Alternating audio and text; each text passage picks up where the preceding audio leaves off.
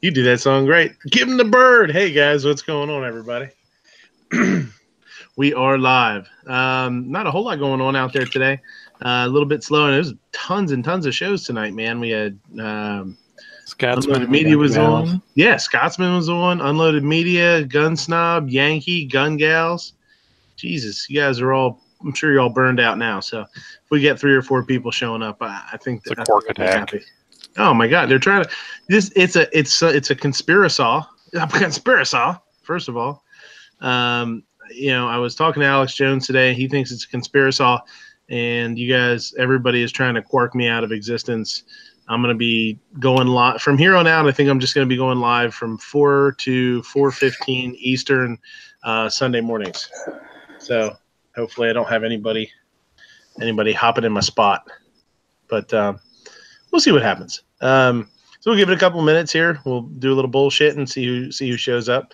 Yeah, there is a ton going on tonight, and I didn't really get to see a whole lot. Listen to a whole lot. I listened to a little bit of 1 or 2 of them.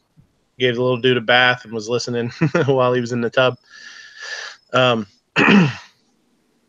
I got a ton of links out. I got one back. Snowy said he could probably jump in, but he'll be back when he can.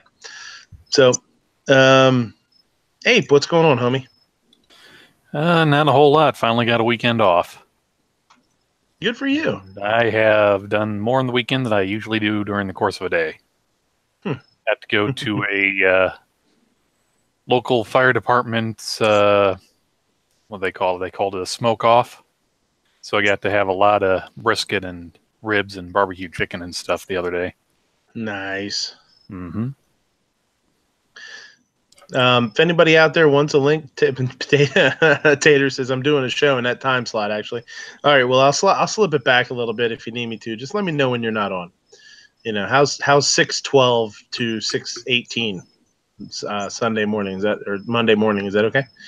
Tatus, if you want a link or something, let me know. Let one of the guys know. You can send out a link. He already asked for one. When? Oh, here. Oh, there yeah, it is. Yeah. I don't think I have. If anybody, one of you guys tried this. Yeah, shoot Tater's link. Pertaters is.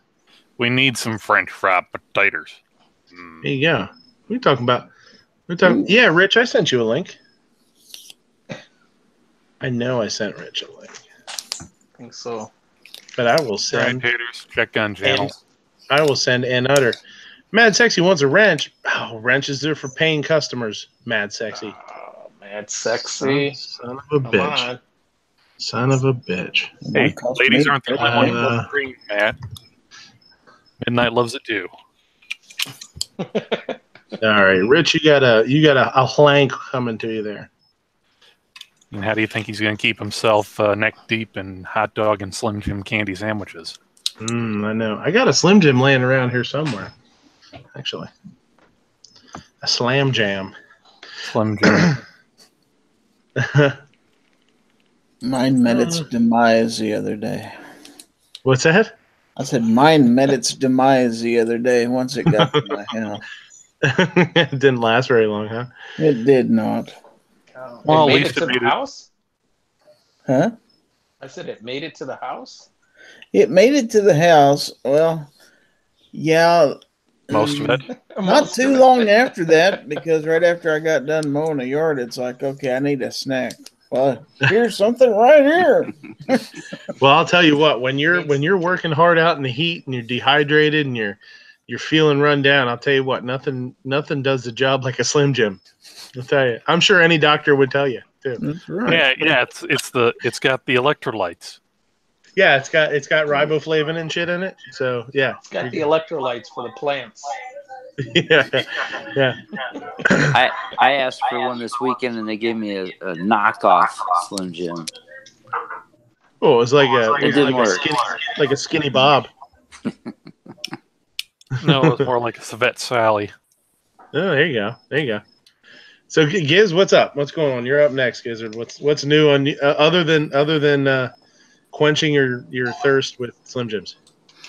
Other than that, let's see. We got the 357 subscriber giveaway. that's going on this weekend. Other than that, I've just been kind of taking it easy, enjoying watching everybody else's videos, and getting ready for a fun work week starting tomorrow morning. Yeah, I know it. And Grim, now that we know you weren't on Dead Horses Chat the other night, if anybody listened to Dead Horses Chat the other night, I would have bet money that it was Grim on there all sauced up talking, but it was wrong. Yeah. I was wrong. So, but what's going on, mister? Not much. Just hanging out. That's it. Thought I'd jump in for a little bit before I had to go Betty by. Ah, very cool. Great to have you. Patriot, what's going on? You're a busy dude lately.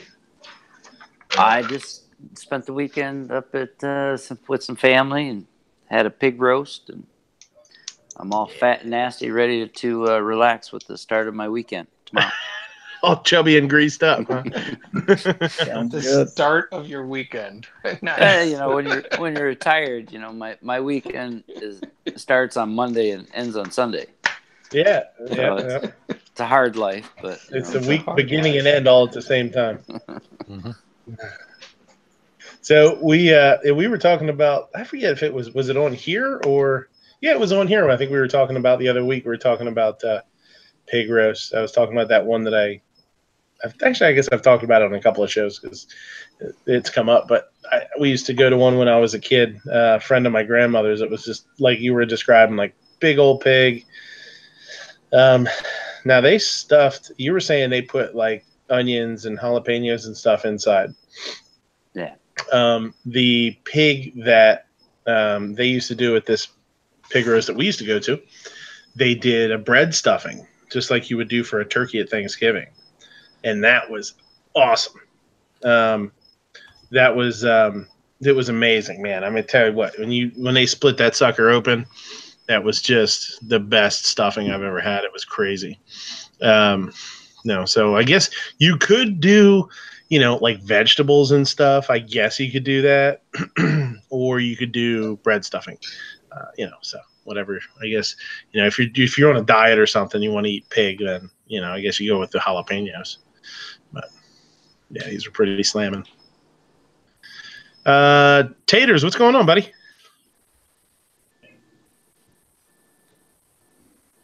He fell asleep already. That's how shitty his show is. What's up? Just getting ready to leave work. Oh, cool. Good to have you. Every day's Monday when you work 7 days a week. I heard that.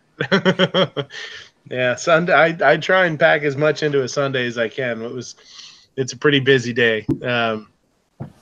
Yeah, I get up and pretty much have the little dude all day. We go out running around and we have a blast. So yeah, you take it when you can.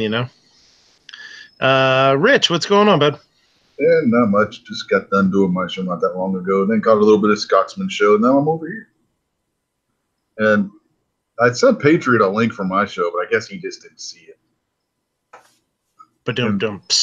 Actually, yeah. I didn't see it until after I got off. I do apologize. It was you sent it first, and then I got on, I guess, after that. So. Yeah, I even sent 2 emails. I sent one saying what the topic was going to be tonight, then I sent another one with the link. Midnight didn't help either, so don't feel bad, Patriot. Oh. You got a link too, Jumpy says a small Slim Jim might be good for after workouts. Yeah. Get all your papers graded, Grim? Yes, I did. They were not good. So the whole time Rich was on his going on. When you honestly, when you people to jump in because nobody, I sent links to jump to find, and finally Night Strike joined like an hour after. Yeah. Like, please, somebody else join in. I'm not feeling well. I don't want to talk to myself. Yeah. Yeah, I would have. I had to finish these very unfortunate tests. I don't have the chat. They're saying some of the chat's acting wonky. I don't have the chat set in any particular way, and I haven't changed it from what I normally do. So if it's acting a little bit goofy, It could be the internet somewhere. I don't know. It's not me. If it keeps acting weird and I have to adjust something, let me know. But I don't think I would do that. I don't think I'd have to do that. I don't think I did anything. Now here's the thing, Grim. So Grim, when you're grading homework and stuff, like you're there, you're grading all these kids' homework. Do you ever just stop, put everything down, take a deep sigh, and just say, like, who's raising these kids? I hate to laugh, but I ask that a lot of the times. It's like really, you put your name on the paper and you wrote nothing basically because they just like they talk, they write. Well, what I want to talk about is that I'm like, oh my God, get to the point. But it's not just on the high school level either. They do that on the college level. You should have seen some of the papers and like discussion board that people that I was in college with did. It's brutal. You know why that is? There was, I think I've told the story before. There was one kid I was in class with didn't understand how air-to-air missiles work. He thought you could safely shoot down a jetliner with the air-to-air missile, that it wouldn't just blow up the airplane. But Budget out in the chat says he asks that all the time. Who's raising these kids? Who is raising? Yeah. Or even these so-called adults. Yeah. Yeah. Oh, and by the way, homework is not graded. If they put their name on it, pretty much that's good. I'm not joking. It triggers me, but Well, it's good enough there, Jimmy. You did your best. Now here's your grade. Yeah. You got your name on there. Hey, you're We good, lost- buddy. Now, is there word counts on these God, I was questions? born too early, man. No. So they're not going for extra word counts. No. Oh, There's no okay, word 'cause count. that- I can see if it was word count when you do Yeah. be like, This I I gotta was write a very, 500-word very essay. The Lazy brown fox jumped over the thing. Like the other Cow. thing. And you know when it was, yeah.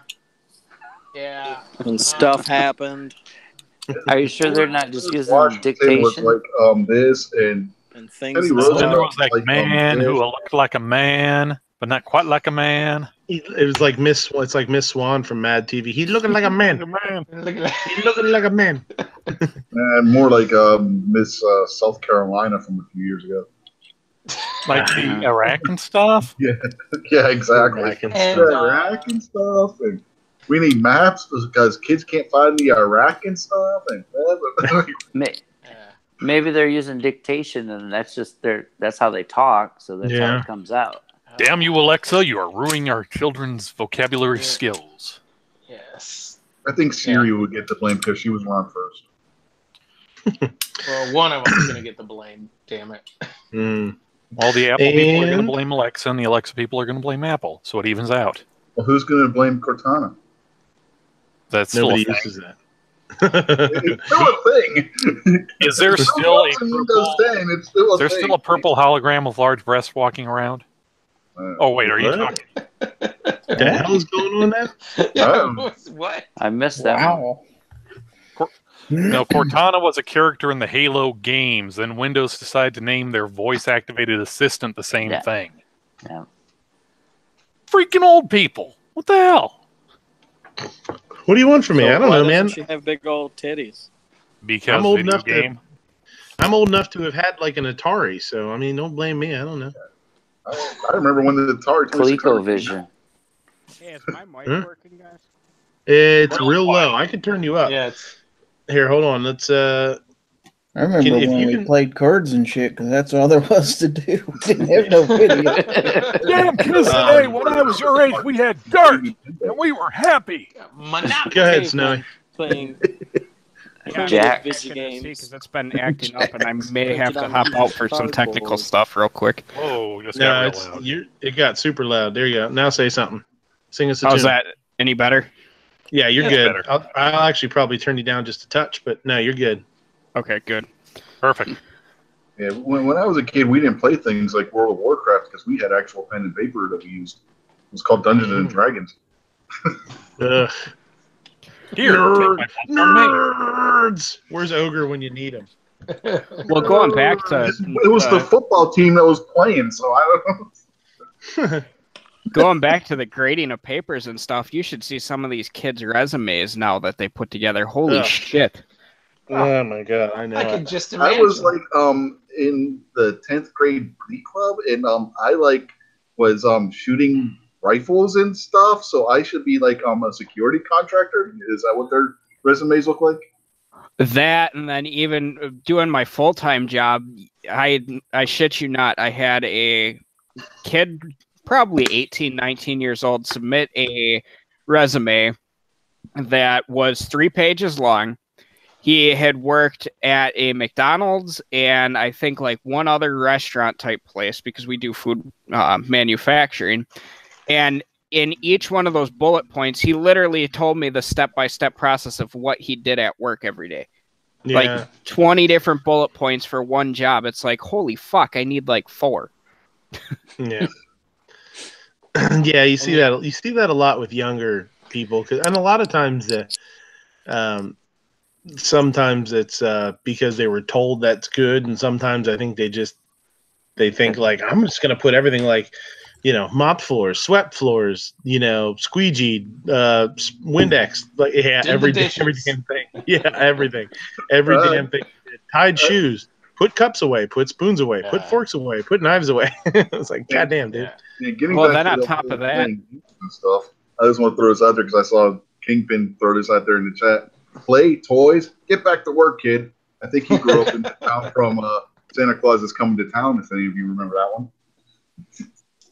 well, the other thing is trying to get these young kids to understand that as a hiring manager, we are looking at your social media. We are looking at Facebook and stuff like that, and that's becoming common across the board, and these kids do not get that. They definitely don't. For sure. And that's something that the older you get, the more you realize that what you put out there is important for a lot of different reasons. And what you put out there is always out there. Yeah, that's one thing they failed to realize. Oh, I deleted it. It is. Yeah. Unfortunately. Psycho says, "You youngins, when I was a kid, the only way to have fun was to fling dead rats over the walls of the town next to." So apparently, Psycho's the one that's responsible for the bubonic plague in Europe. No. We know He's where responsible Psycho's for the spread of it. Bob is older. I think he created it. Psycho came from the poor town over there in France. They couldn't afford the trebuchet. They just used him. He couldn't even afford rats. Dirt clods. I was going to say, when Trump builds his wall, we know where Psycho will be flicking dead rats over that motherfucker into Mexico. He'd be throwing chihuahuas over the wall. Friggin' stupid Taco Bell dog. Taco Bell dog. Bob sneezed on a rat back in the day. Bam, Black Plague. Yeah, that's right. Yo quiero Taco Bell. Boom. So, Midnight, I got a good food story for you. Actually, that just happened earlier. No, he's been in and out of the bathroom all day. No, we went down to a restaurant. Not going to name it because I know some people local kind of watch these shows, but went down to this restaurant, got there, sat down at the bar, had a drink. My fiance's parents both tried to set up and reserve the table while we're there. Both of them got ignored. Front hostess just kind of standing there and then fucks off and just talks to a random person, comes back, does all that. So we go have a drink, come back. Finally, they get us taken to a table after an hour being at the bar. We get there. Waitress didn't show up for 25 minutes after we were actually seated. Then we go to order our appetizers. That took another 15 minutes after we got our initial round of drinks at the table. And then appetizers actually get to the table. Takes about another 20 minutes. Then we tell her, yeah, we're ready to order. Oh, I'm going to go ahead and stagger everybody. All right, it's a Sunday night, probably short on the kitchen staff. A lot of them around here tend to run a short staff on those nights. Not a big deal. Takes another half hour for her to come over and take our order. Then takes another half hour to get the food to come out. Then I order a steak, medium rare. $30 steak, not terribly expensive, but not cheapest steak in the world either. Order it medium rare. Our meals take about another half hour to 40 minutes to actually come out. And all of a sudden, my steak is absolutely cold. Like, all right. And so I go, and our waitress is busy with another table. I go and find the manager and tell her, hey, steak's cold. She comes back, oh, okay, we'll go make you a new one. All right, so they take it back. They literally either stick it in a microwave or stuck it back on the stove, brought it back out to me, and you could tell that it was not a fresh steak because I had already sliced it in half to see if it actually had been cooked. Steak is completely dry. You could tell all the juices had come out, and I told the lady, yeah, you can just go ahead and take that back right away. I'm not going to go ahead and eat that. Well, can you just cut in half to make sure that it's at medium rare? Because that's what I wanted. And then I want you to try it before I take it back. No, kiss my ass. I could tell because I can see. Yeah, I can see there's no juice coming through. So I cut it and I take a little bite of it and everything. I'm like, yeah, it's drier than hell. There's no flavor on here. So she's like, all right, well, do you want us to make you anything? And I'm like, well, we've already been here for 3 hours and we've just gotten our food. I'm kind of already pissed off and annoyed. No, just go ahead and take that back. I ate my fries and nothing else. About 15, 20 minutes later, she comes over with this kind of snarky comment. Well, the owner just said to take that meal off the check. Well, yeah, no shit. I didn't eat it. She has this whole attitude the entire time. And then I was nice throughout the entire thing, like Lost Explorers in the chat. She'll tell you I was nice through the entire thing. She completely ignored us the rest of the time we were there and everything like that. Mind you, between our table, easily a $300 bill. Just completely ignored me. Now, my question for you, being in the food industry, from what I've always been told is when you take I would have called the cops on you. Oh, when you take a steak back into the kitchen, especially one that's medium rare and has already been sitting there cold and had all the juice seep out of it, you normally wouldn't just reheat that. You would just refire a new steak, correct? Yeah, I mean, a lot of times, it's kind of at the discretion of the customer. With us, there are times where we've sent food out and people have gotten up from the table to take phone calls or something like that. You know what I mean? There are things that are just out of your control. Like you fire the food and then somebody's like, oh shit, I got to run to my car. And we've literally had servers say, well, your food's coming out, so we will reheat things, but we'd only reheat things, if it's okay with the customer. And a lot of times the customers will say that, just like, oh, just leave it back under the heat lamp or oh, just leave it back there or something like that. But for the most part, if somebody wants something, if something is undercooked, we'll bring it up to temp.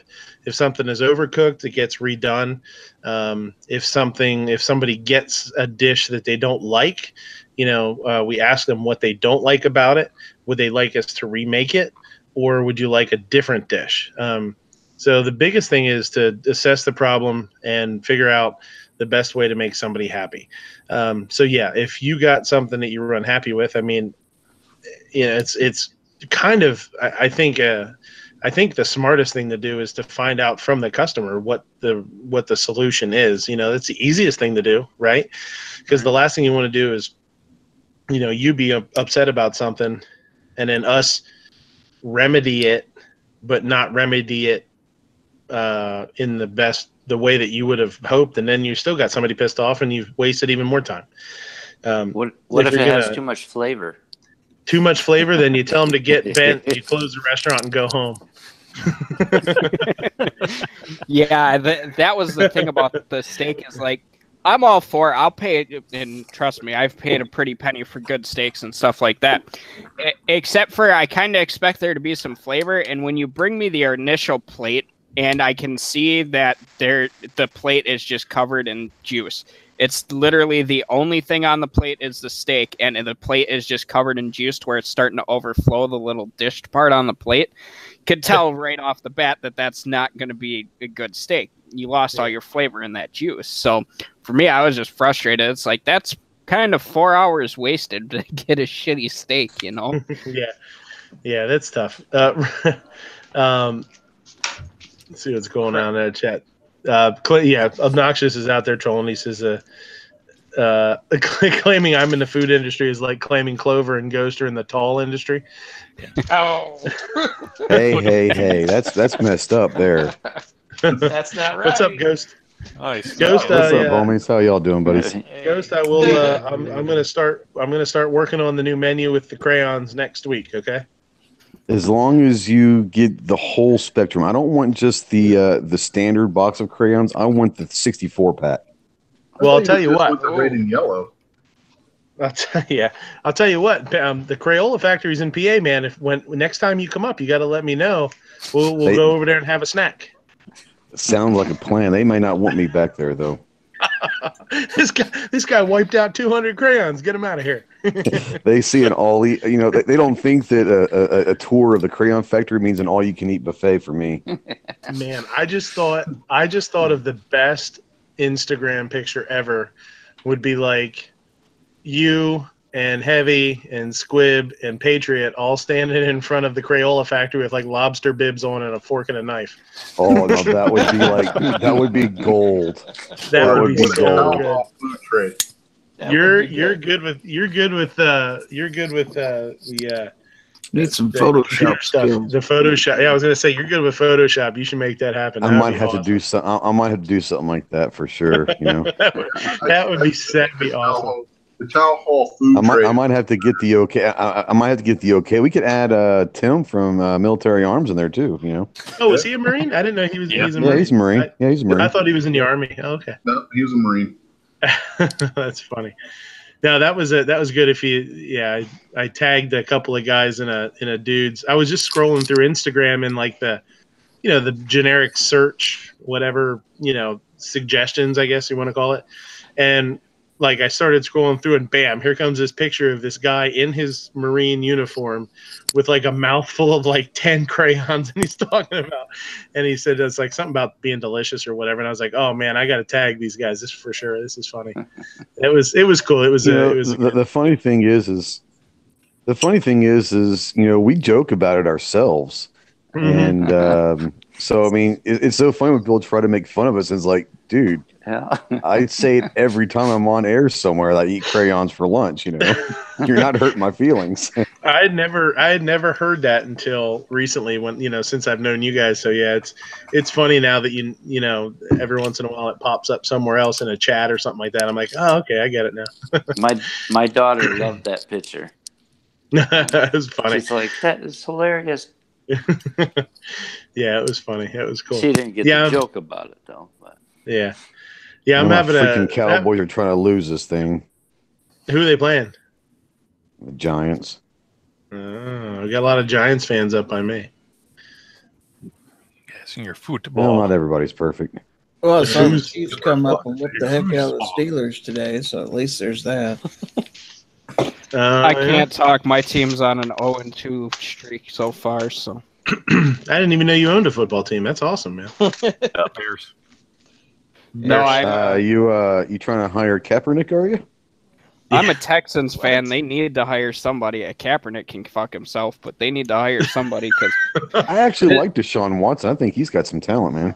Yeah, I think he's actually going to do good. My biggest concern is their defensive line, because of how many injuries have gone through on a lot of their key players over the last few years.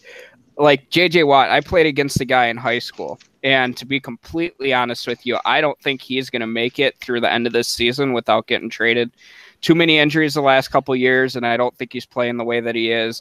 Clowney and everybody else, they're not up to par like they used to be. So I think it's going to be a shakeup year for him, because especially losing to the Titans in week 2, that's ridiculous.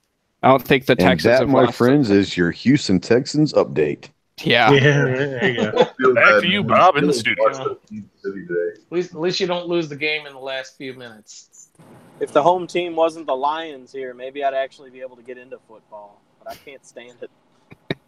Reaper, you guys would have won that game if it wasn't for Aaron Rodgers last week. Oh, God.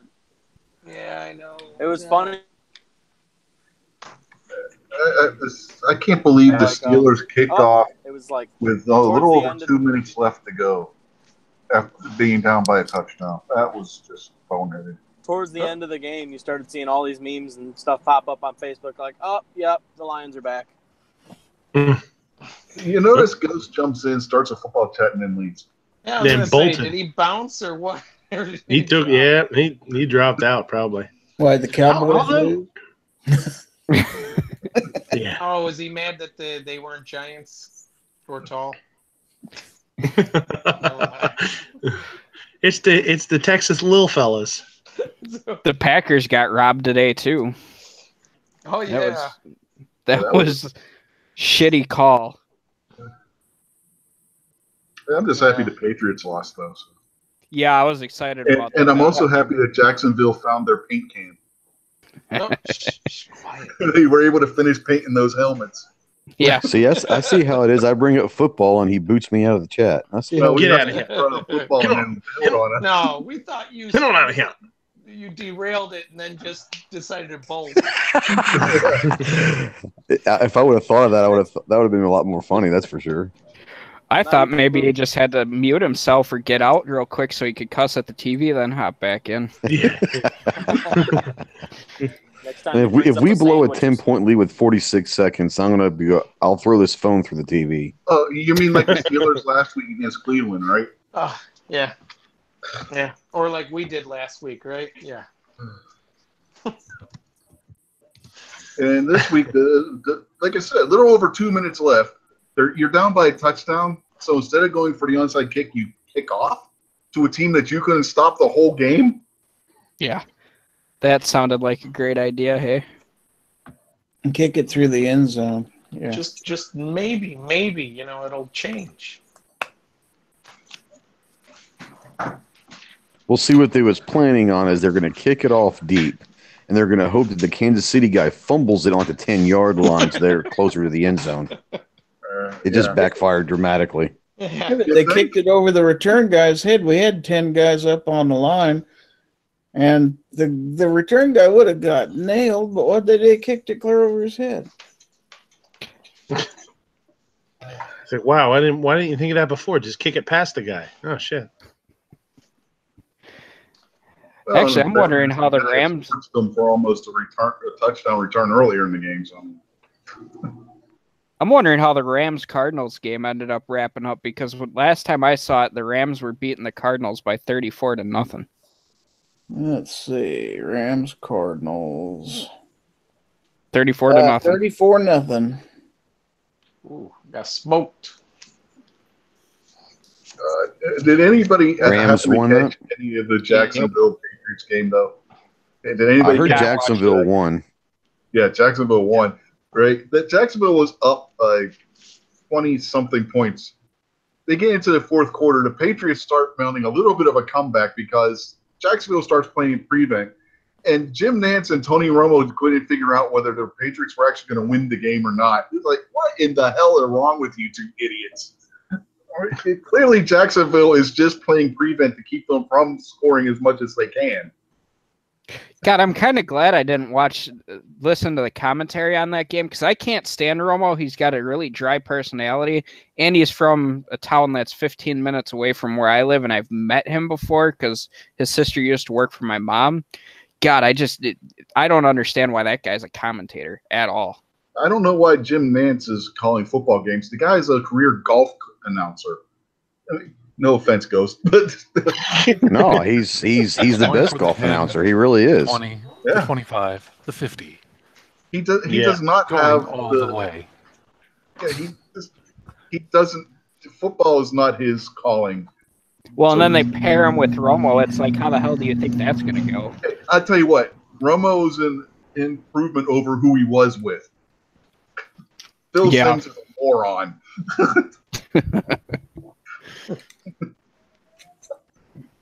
Well, Midnight, I hope you didn't have any topics for tonight because we seem to be fucking that one up. Hey, let it rip, man. I don't give a shit. Less work for him. Yeah, he doesn't have to draw all the lines in the bracket. Doesn't have to listening. That's right. I'm just listening to the foosball chats. The foosball. Yeah, foosball. The foosball. Hey, you leave Foos's balls out of this. Hey. No, I don't want nothing to do with Foos's balls. Wow.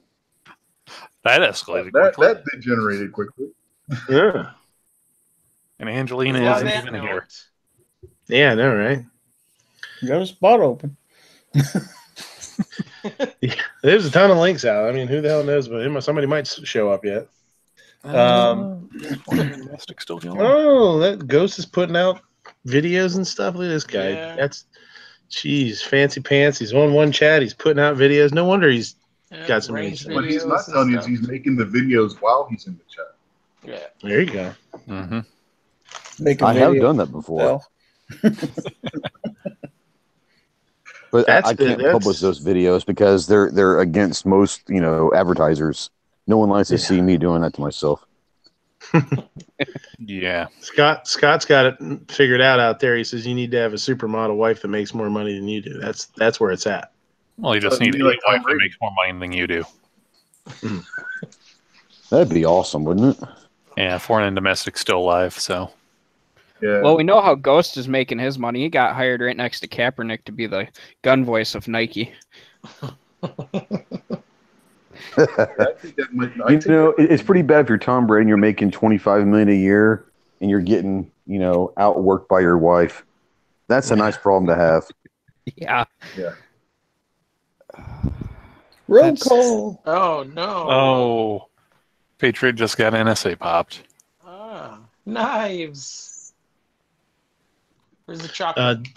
Kingpin out there says we should do a top 10 bracket on what not to do a bracket on.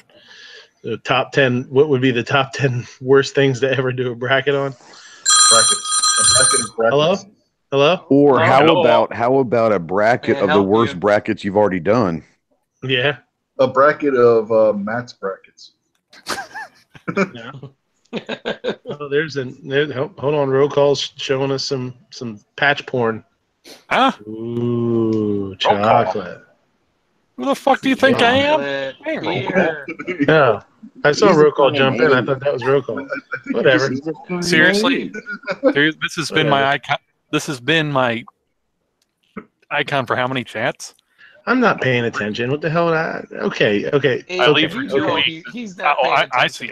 I leave for 2 weeks, so I'm not important enough to know. I see how that goes. Old roll call. That's that's fine. Old roll call. New roll call. I mean, come on, Ape. What do you expect? You're not as good as me. I was gone for 3 months, and I got welcomed back with open arms. Yeah, what the fuck's this shit? I don't know. This guy thinks he's fancy, though. He's got his camera on, too. He's ready to take over the spot.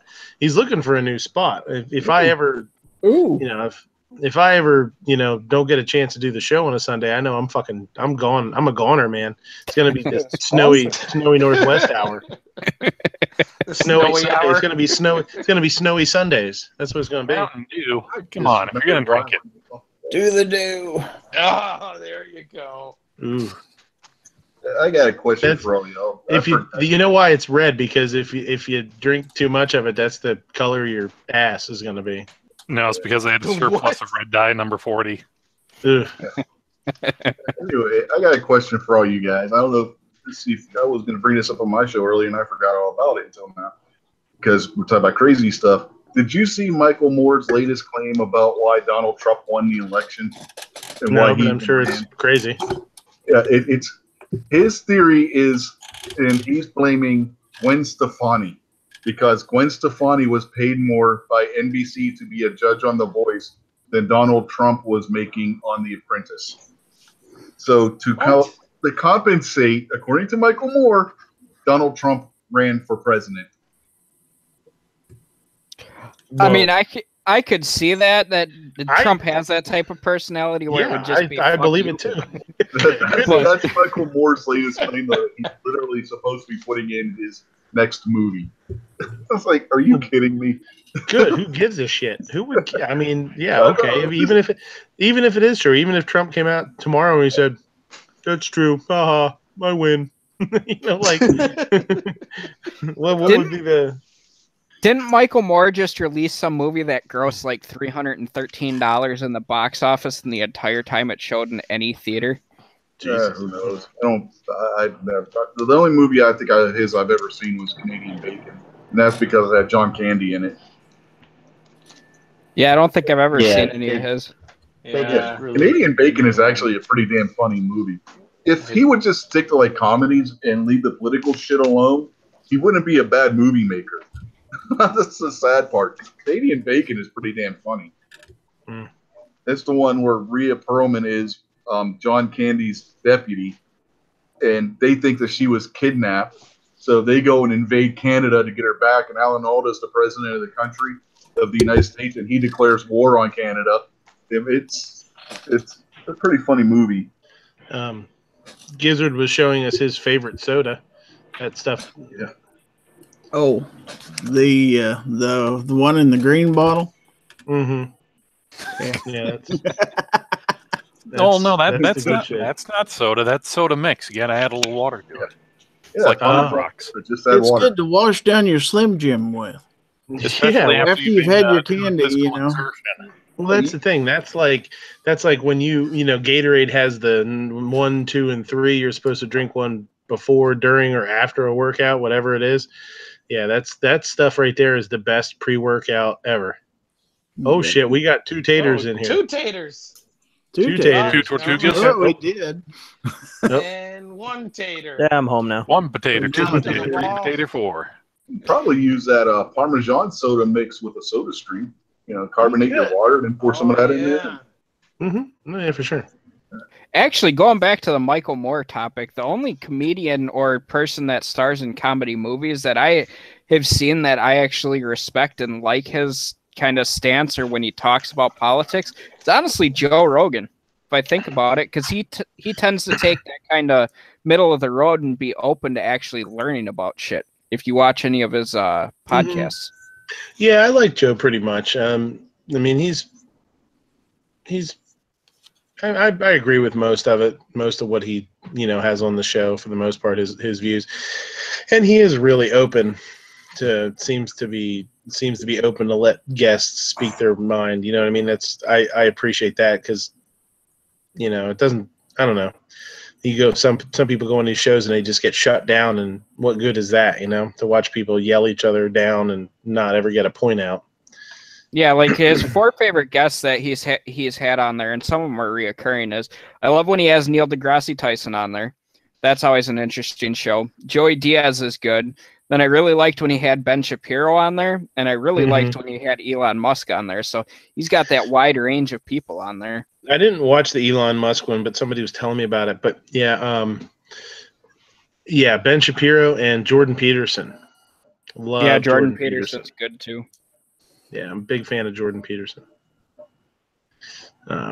Grim's got some sodas there too. What do you got, Grim? You got a cherry cola with a little bear. Well, there's a little bear. Cute little bear, right? Yeah. Oh, that's Snowy should know that one, right? Snowy? Yeah, Isn't that Sprecher. from Wisconsin. Yeah. Yeah. Yeah, the brewery is only awesome. about an hour from my house. Actually, if you want a good Sprecher beer, look for Triple Abbey. They only release it part of the year. Oh. But that's one of my favorite beers that they make. Yeah, I'm kind of in that beer central area, actually, because there's a shit ton of breweries around me. One that, unfortunately, you guys that don't live in Wisconsin can't get because they can't even keep up with the demand for Wisconsin is New Glarus Brewery. If you ever get to Wisconsin or have anybody traveling through, have them pick you up a case of Spotted Cow and try that. It's honestly a phenomenal beer. Well, not being able to get that beer is well worth not having to live in Wisconsin. So. Yeah, Minnesota's where it's at. Yeah, we got the oldest brewery in North America, man. No, in America, not North America. In America. PA. Sam Adams was in Boston. Yuengling. Oh yeah. Yuengling's the oldest brewery in the United States. The only one older in North America it's a Canadian one. Shoot. Oser Ale? No, it's one of the big ones. Labatt?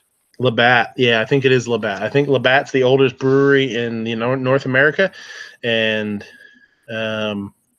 Yuengling's the oldest one in the United States. Vanessa has 21 breweries around my location under 20 miles. 21 and 20 miles, damn. That sounds like a challenge. Yeah, well, I know where we're going for my bachelor party next year, so Canada. Canada. Where's Bob? You going to visit Bob? Night knives. Here's a good one. Guncraft beer. Oh, that's cool. Haven't heard Where's of that that? one. Is that local to you? Yeah, about an hour and a half from me. Huh. Yeah, my brother-in-law, since he's like, oh, you're a gun nut, I'll bring you some of this Guncraft beer. I'm like, all right. It was pretty good, though. It was. Mm-hmm. I don't know. The popular beers with all these kids my age now are the fucking microbreweries. Well, pretty much anything that puts under. Well, it's kind of Sam Adams sets the pace because they try to consider themselves a microbrewery for marketing purposes. I don't know. At least it's better than, we have Budweiser or we have Miller. That's it. Yeah. The Pennsylvania's, I mean, one of the neat things that you see and pop up in Pennsylvania now too is distilleries, because it's easier to get, distillers licenses and certain things like that. If you have a storefront, then you can do your own distilling and brewing and stuff like that. It's pretty cool. There's a big one in Philly. It's called Blue Coat Gin. I'm not a big gin guy. I don't really like gin, but it's pretty good. It's a good gin. They do a good job with it. That's out of Philadelphia. There's a ton of local distillers nowadays around. There's one in Middletown called Tattered Flag, and it's a bunch of friends, a bunch of dudes that were friends in high school, and then they all, I don't know if all of them, it's like four owners. I don't know if they all went into the military or if 3 of them did. But they bought a place and built a distillery. It's cool joint. Wish we could get Yingling here in Michigan. Every time I go out of state, I try to grab some and bring it home. Yeah, I don't know how far out it goes. I mean, it's super. I've noticed a ton of billboards lately from them too, with newer stuff. They have like a Yingling Gold now, which I don't know what the hell it is. I don't remember. And I saw another one, like a Yingling Lager Light, I think. And lager's good. Yingling Lager's a good lager. That's a good beer. You gotta go to Ohio to get it. They just don't sell it here. I just gotta go over the state line. Yeah, I know. Iron City guy. Iron City out in Pittsburgh. Yeah. Iron City in a shot. That was his thing. Iron City in a shot. There's I went to culinary school in Jersey, and I remember there was I think it was from out Pittsburgh way. They had it out there. It was a malt liquor. It was either that or it was somebody relabeled it or something. Maybe I don't know if they do that with alcohol or not. But it was a malt liquor, and it was called Steel Reserve, and that was super rough. I don't know if everybody's ever had that, but that was from somewhere out near Pittsburgh. I don't know that one. So. Oof. Steel Reserves is still a thing. I can go next door and buy it. I haven't drank Steel Reserve since I was a teenager. Yeah, I wouldn't drink anything named Steel Reserve, just saying. Yeah. Well, my grandpa always, when I was a kid, my grandpa used to always joke, and he used to always say, don't ever, with alcohol, he said, don't ever drink anything with old in the name. He said, you don't want to do that. He said, old anything. He said, old style. Anything with old in it. He's like, don't drink it. It's like, it's cheap. It's crap. Found that out the hard way. Yeah, If you're 15 and you got $3 and you're trying to get drunk, Steel Reserve is your friend. Mm-hmm. Oh yeah, I remember. Yeah, oh yeah. I think the first thing we ever got a hold of was a bottle of Yukon Jack.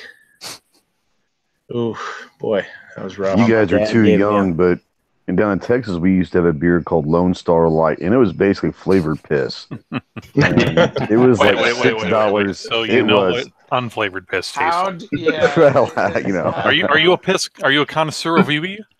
I gotta put down the crayon somehow. You know. His biggest gotta- role he's gotta model is clear Bear the Grylls, palate. so he's got to figure everything out what to do with piss. Right. You know, it was like $6 a case, and we like have $10. And we go get a case of Lone Star Light and a bottle of like Brass Monkey or a couple bottles of Boone's Farms for $10. It was pretty bad. But when you're 16, you got to do what you got to do, man. Well, Mad Strawberry Dog Hill, maybe. 2020 Little made middle Strawberry school Hill. No awesome. Mad Dog Well- with the Boone's Farm? Mad Dog. Little When Mad we were- Dog. I was a Strawberry Hill guy, you know. When we were in culinary school, we did we would do like menu planning, menu design, costing, all that kind of stuff, and we would have to for the one class we needed to get realistic prices, and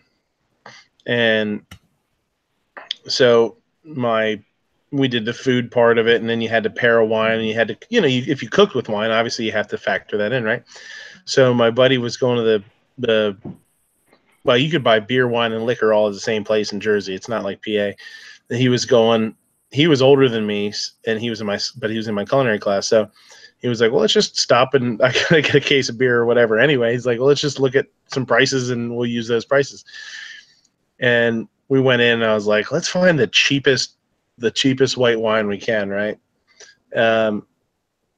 And we're looking in like bottom shelf, like literally on the bottom shelf of this rack was a bottle of wine, and it had a paper label, and the label was the same material as a grocery bag. It was that brown, dry kind of grocery bag paper, and all it said on the label in the front, and the back had everything, it had other stuff on it, but the front, it just said white wine. I thought that was awesome. There was back in the day. It was like $4 for a liter. Back in the day, there was generic beer, and it was a white can. It just said beer. That's awesome. Beer. That's awesome. It's made by Falstaff, if you remember that stuff. It's nasty. I have tried. I mean, you understand when you're 16 and you got very limited income, you drink what you can find, and so yeah, Yeah, You if drink I what wanted you can to, I'd just drink. go to my grandfather's and get an Iron City. Yeah, that's just me. Usually I could get my dad to buy me some liquor or something. Yeah. That was great, but still the money was the issue. I couldn't We go drank to a lot of Mad Dog 2020. Yep. Once I hit Have to 16, agree. I couldn't go to my grandparents' house without my grandfather offering me a beer. I mean, he was just old school that way because that's why he grew up, See, when I was in high school, all we did is we had this one gas station that was run by this, I shit you not, like 90-year-old couple, and they didn't apparently realize that Four Locos, even though it looks like an energy drink can, had alcohol in it. So that's what we would always go pick up because it was the only place in town we could actually get away with it at. Well, they probably thought, drinking age was still very, very young. Well, I think this old lady had lost her mind probably like 50 years before we started doing this, because every day you could drive up to the place and they still had a drive-through window on the gas station that they fully served. But every day you'd pull up to that gas station drive-through window and you would see she'd either had hit the building or her car was within millimeters of taking the wall out. So you could literally go in, and every week it was new dents on the side of the building or new paint scratches.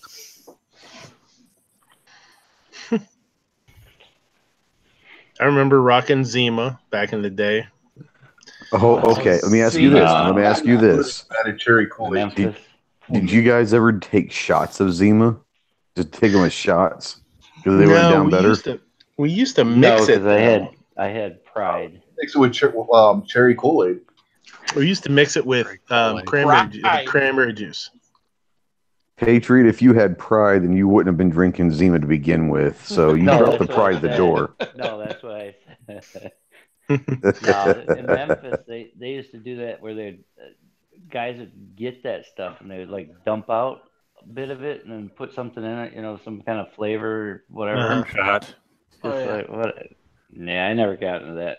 Because in Memphis they had beer butts, $5 all the beer you could drink. They just give you pitcher after pitcher of stale beer, but you know. Man, when I think I was maybe 18 or 19 in Dallas. It was before I joined the Marines.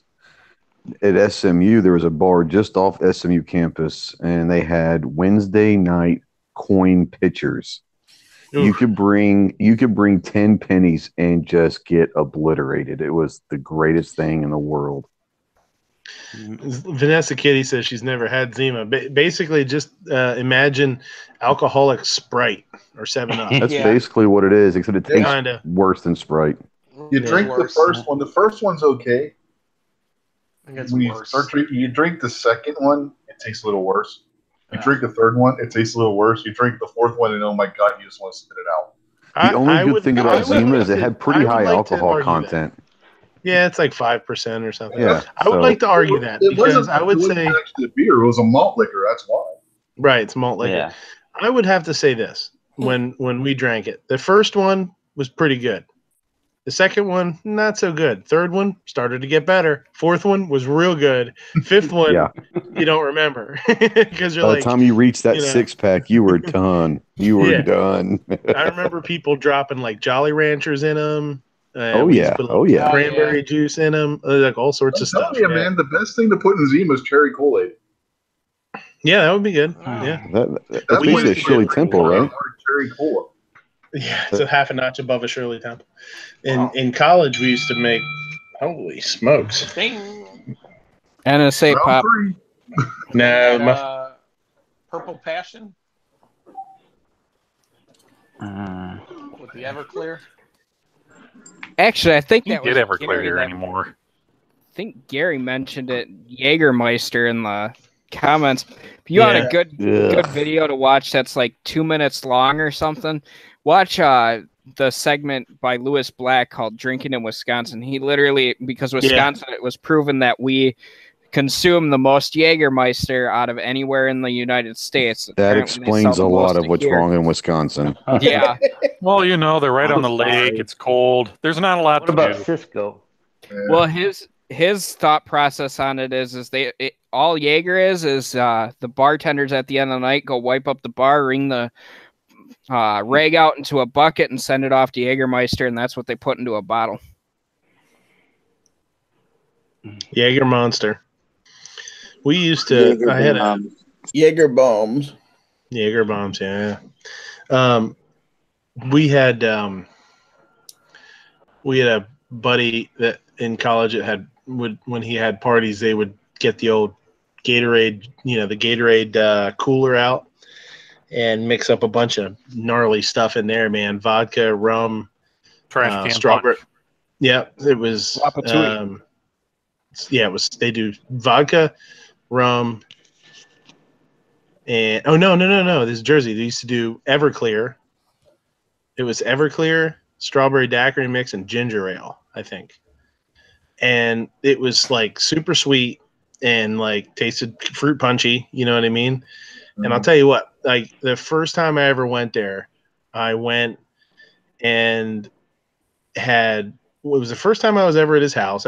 We had like mutual friends or whatever. So I was like, I don't want to get too wrecked because I don't know anybody. I don't know many people and didn't want to make an ass out of myself, right?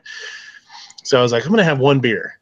I had one beer, and then they're like, oh, you gotta try this shit. And like half an hour later, I was blacked out.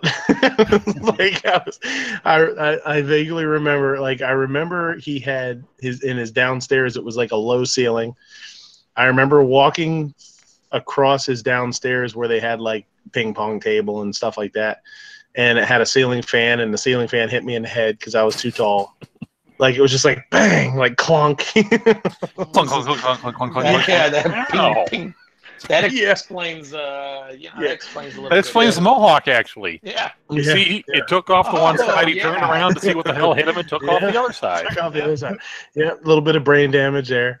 Our camp has a ceiling fan that's low like that too. When we go up there for family events, I do it almost every time because I'm the only one tall enough. My cousin and I are the only ones tall enough to do it, and it's right above the one table. So we'll all be sitting at the table playing cards or bullshitting or whatever, and I'll go to stand up and bam, like son of a bitch. Just got your haircut done. Oh man, yeah, it hurts like a son of a bitch, man.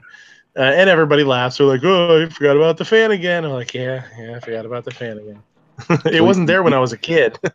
You remember when we were growing up and you were at a party and you had to get creative. Whatever was there, you kind of mix together and say, "Hey, let's see what this tastes like."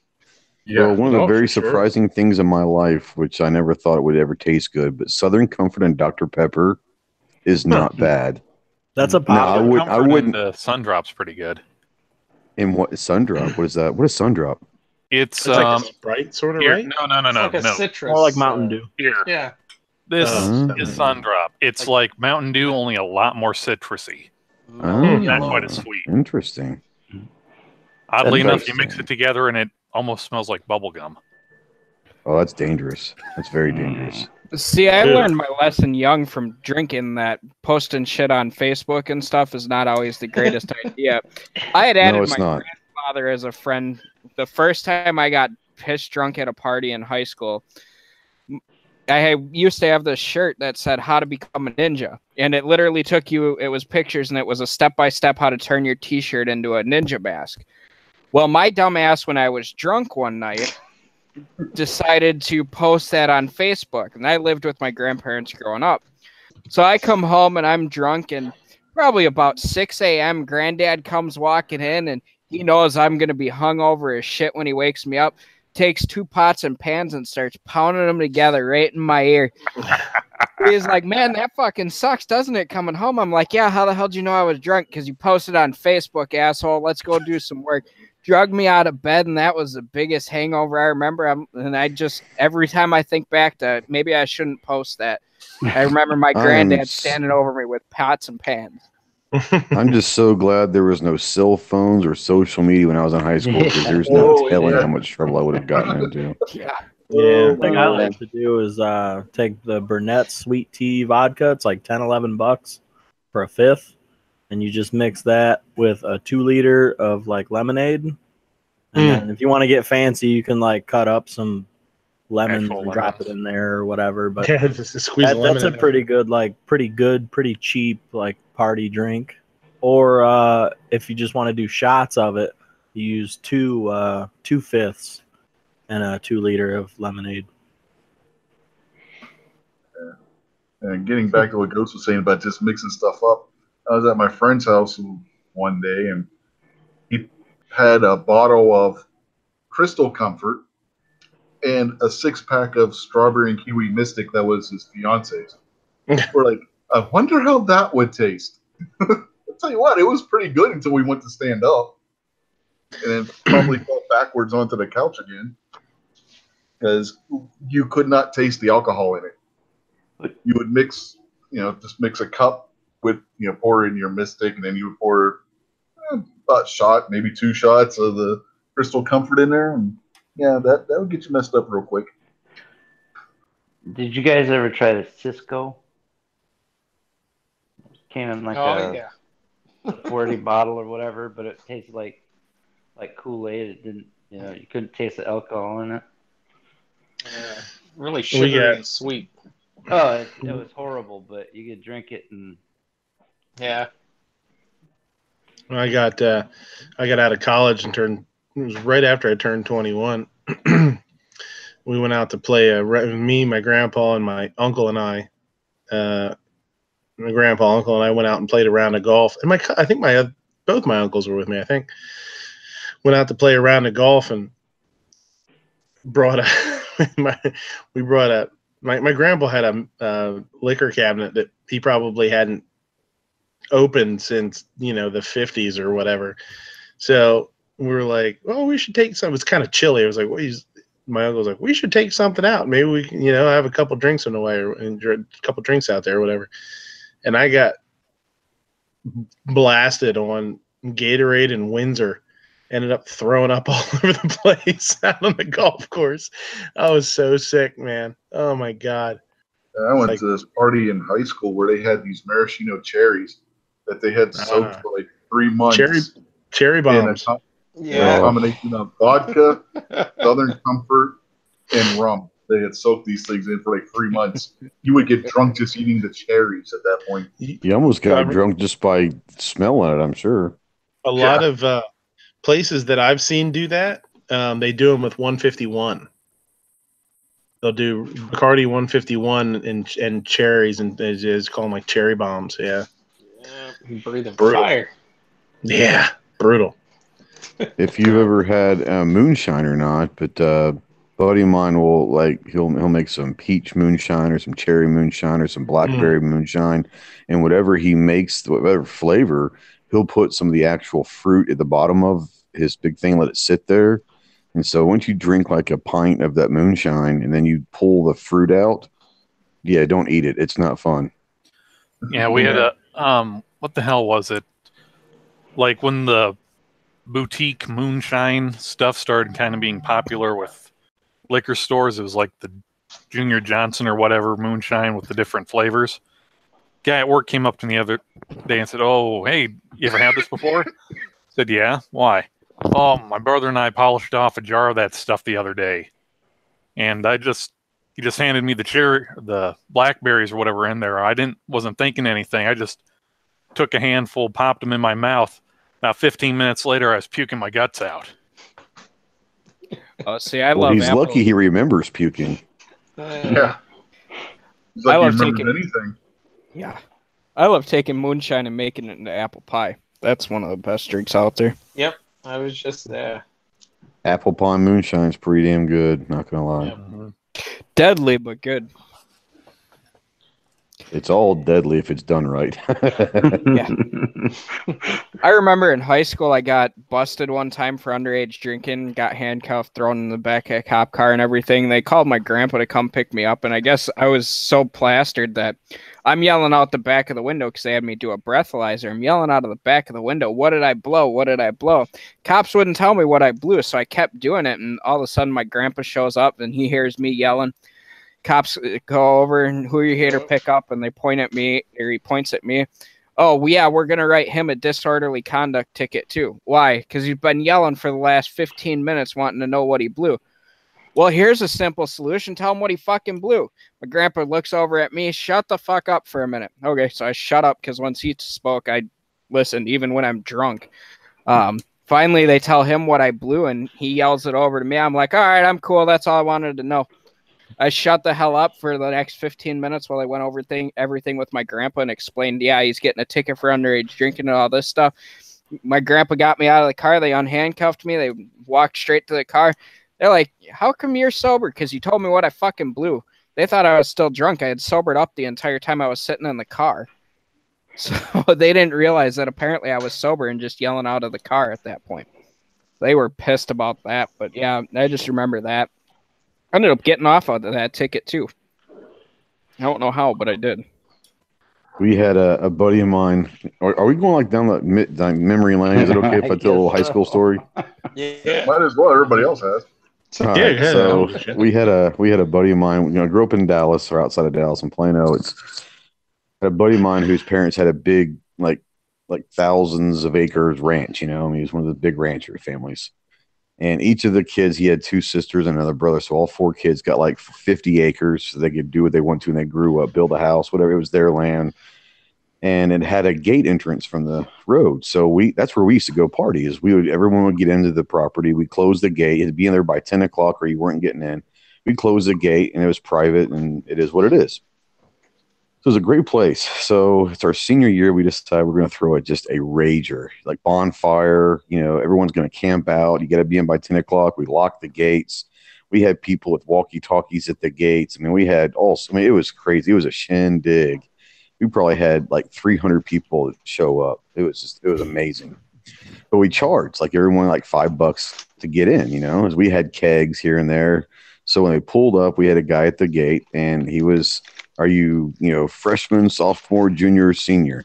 They say, "I'm a sophomore." So freshmen and sophomores got red bracelets. Juniors and seniors got blue. So when you got there, you get to the keg and is either you're drinking from the red or the blue kegs. Say all freshmen and sophomores, red kegs are that way. Go drink over there. Well, what they didn't know is back in the day they called O'Douls, and it was non-alcoholic beer. So we had like 2 or 3 kegs of O'Doul's over there for the freshmen and sophomores. And then obviously we had regular beer. And it was so funny because you're sitting there and these freshmen and sophomores are just so happy to be at an upperclassman party and all that. And they're walking around like they're hammered drunk. And we're just like, dude, it's non-alcoholic beer the whole time. It was just the funniest thing. But we made so much money off that. It was not even funny. Yeah, but the thing is, you do realize that non-alcoholic beer still has alcohol in it. Yeah, but they weren't drinking enough. They weren't drinking enough to get it, though.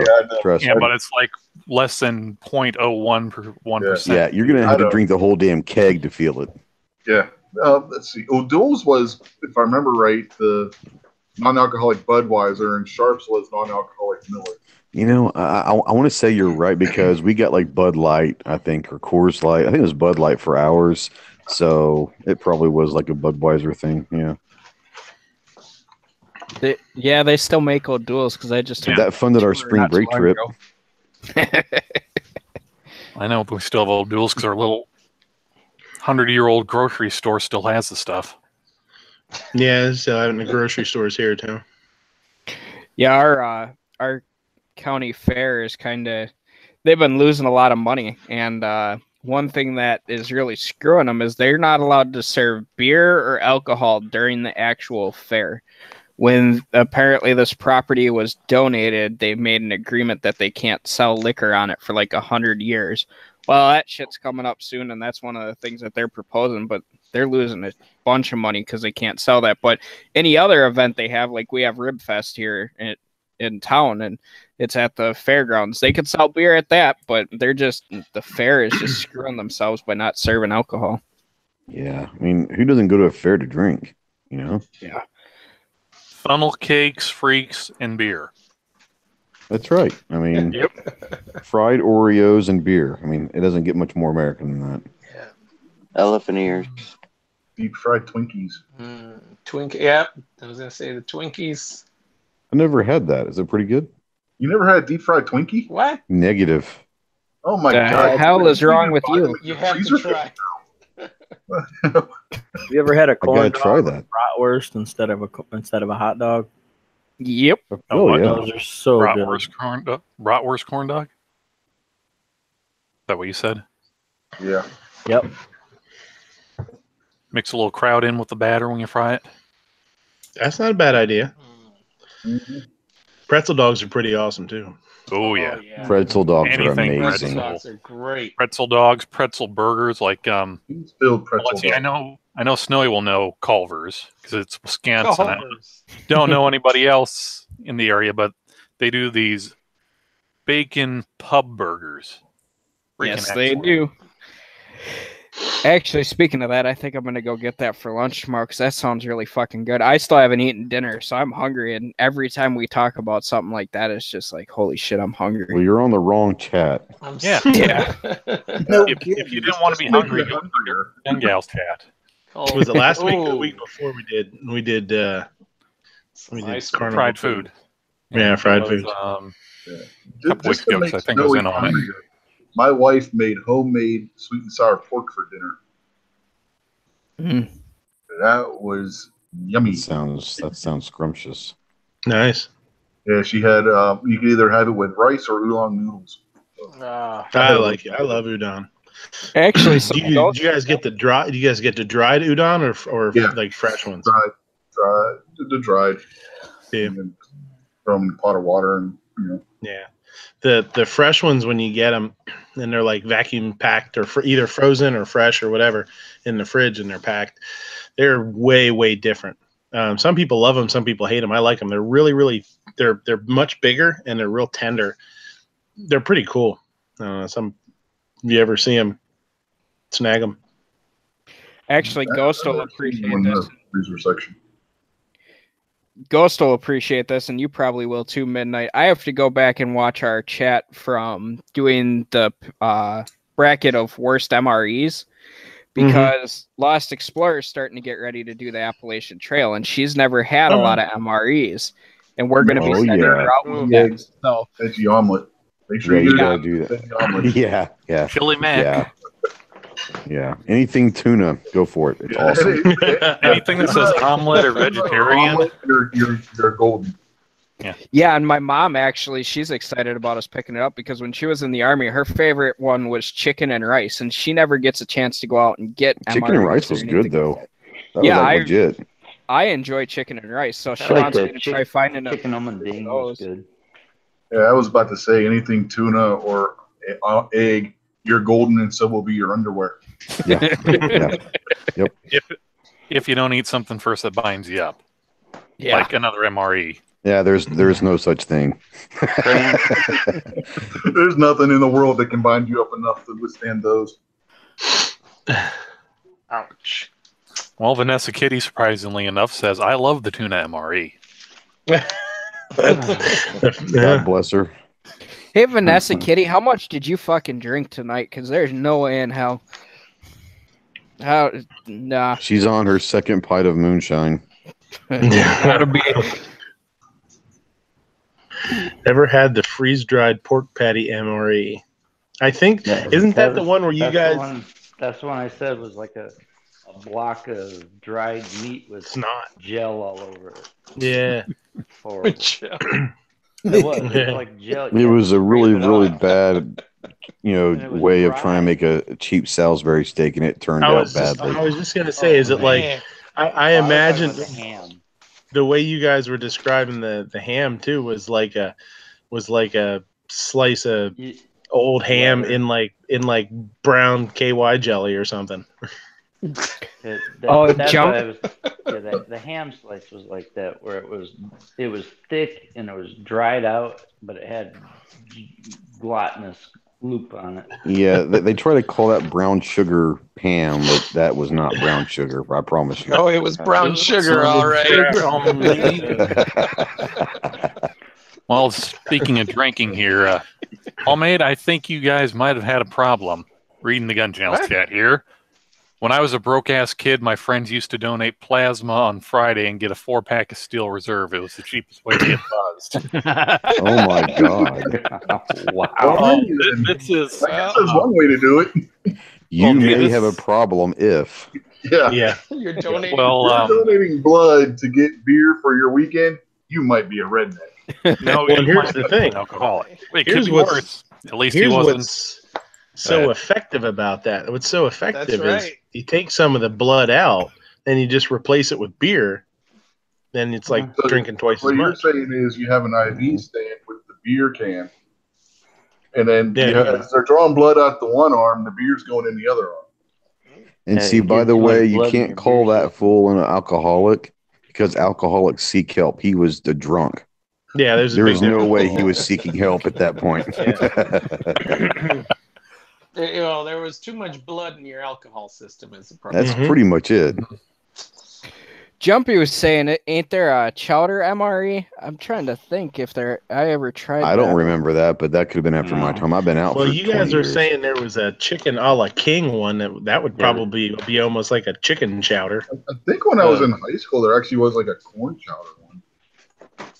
Somebody got something like that when we were on one of our FTXs with Pitt's ROTC. Corn chowder.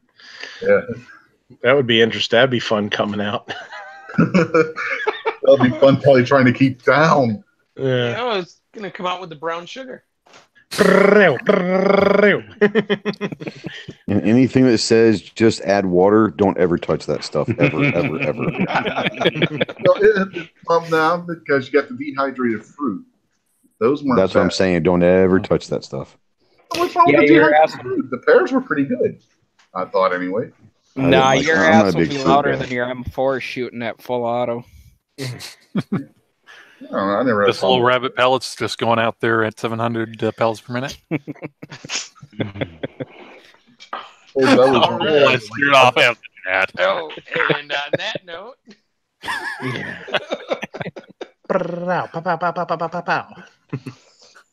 he had a flashback and left. I'm getting out of here. I can't take it.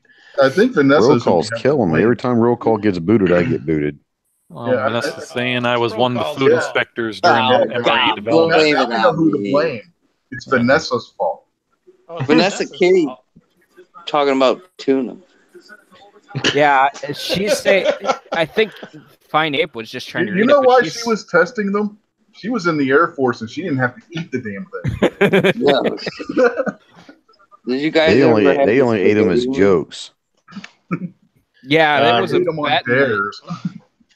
Revolver's asking if I've ever done an escape room. I've never done an escape room. The Air Force, they're fun. They're fun. I do what? I did one. I didn't fare very well. We went to an escape room, and our team was named Drunk and Disorderly, and then they put your name on the board, and all like the escape rooms around my area all connected together, so you can go and see who's posted on their board, and you can see Drunk and Disorderly. Like the top 15, we're like 15, because we're always hammered ass drunk going in these escape rooms. And I just noticed I was cleaning out my closet, and I have a bunch of shit that I took from the escape rooms, like stickers and stuff. I'm like, oh my god, but they're fun. What if you stole clues, dude? I know. There's passport stickers all over the shit in my closet because it was like, oh, the spy is trying to escape with the information, and I took all his passport stickers, and I'm like, that bastard's not going anywhere now. They're like, that's not how you play the game. I'm like, oh. Screw your game. I'm making my own rules. I make my own rules. Megan won't do an escape room with me. She refuses because she knows that I'll make it unfun for her. You just crash through the wall like the Kool-Aid Man. Oh, yeah. I won't know. Oh, that was actual prick. Psycho's calling us out there for not having good taste. He says we think Slim Jims are candy bars, and he's questioning our taste on this stuff. No, this is somebody who obviously has never had an MRE. I need to call. I need to call a couple of people out to begin with. I forgot about this, but Travis and Gary spent way too much time this past week looking for Slim Jims and freaking candy places. That's their natural habitat. That's right. That's where you can find them. Hey, my whole damn feed was full of Slim Jims for a while. My son works at Walmart, man. He stocks this stuff. Okay? He's emphatically stated on my show earlier when he got home from work that Slim Jims are in the candy aisle. Hey, at the local Walmart, they're right underneath the Reese's peanut butter cups. Yeah, that's right. They are. Yeah, I saw Gary post about the Slim Jims this morning, and I was just fucking confused. I'm like, what the fuck is going on here?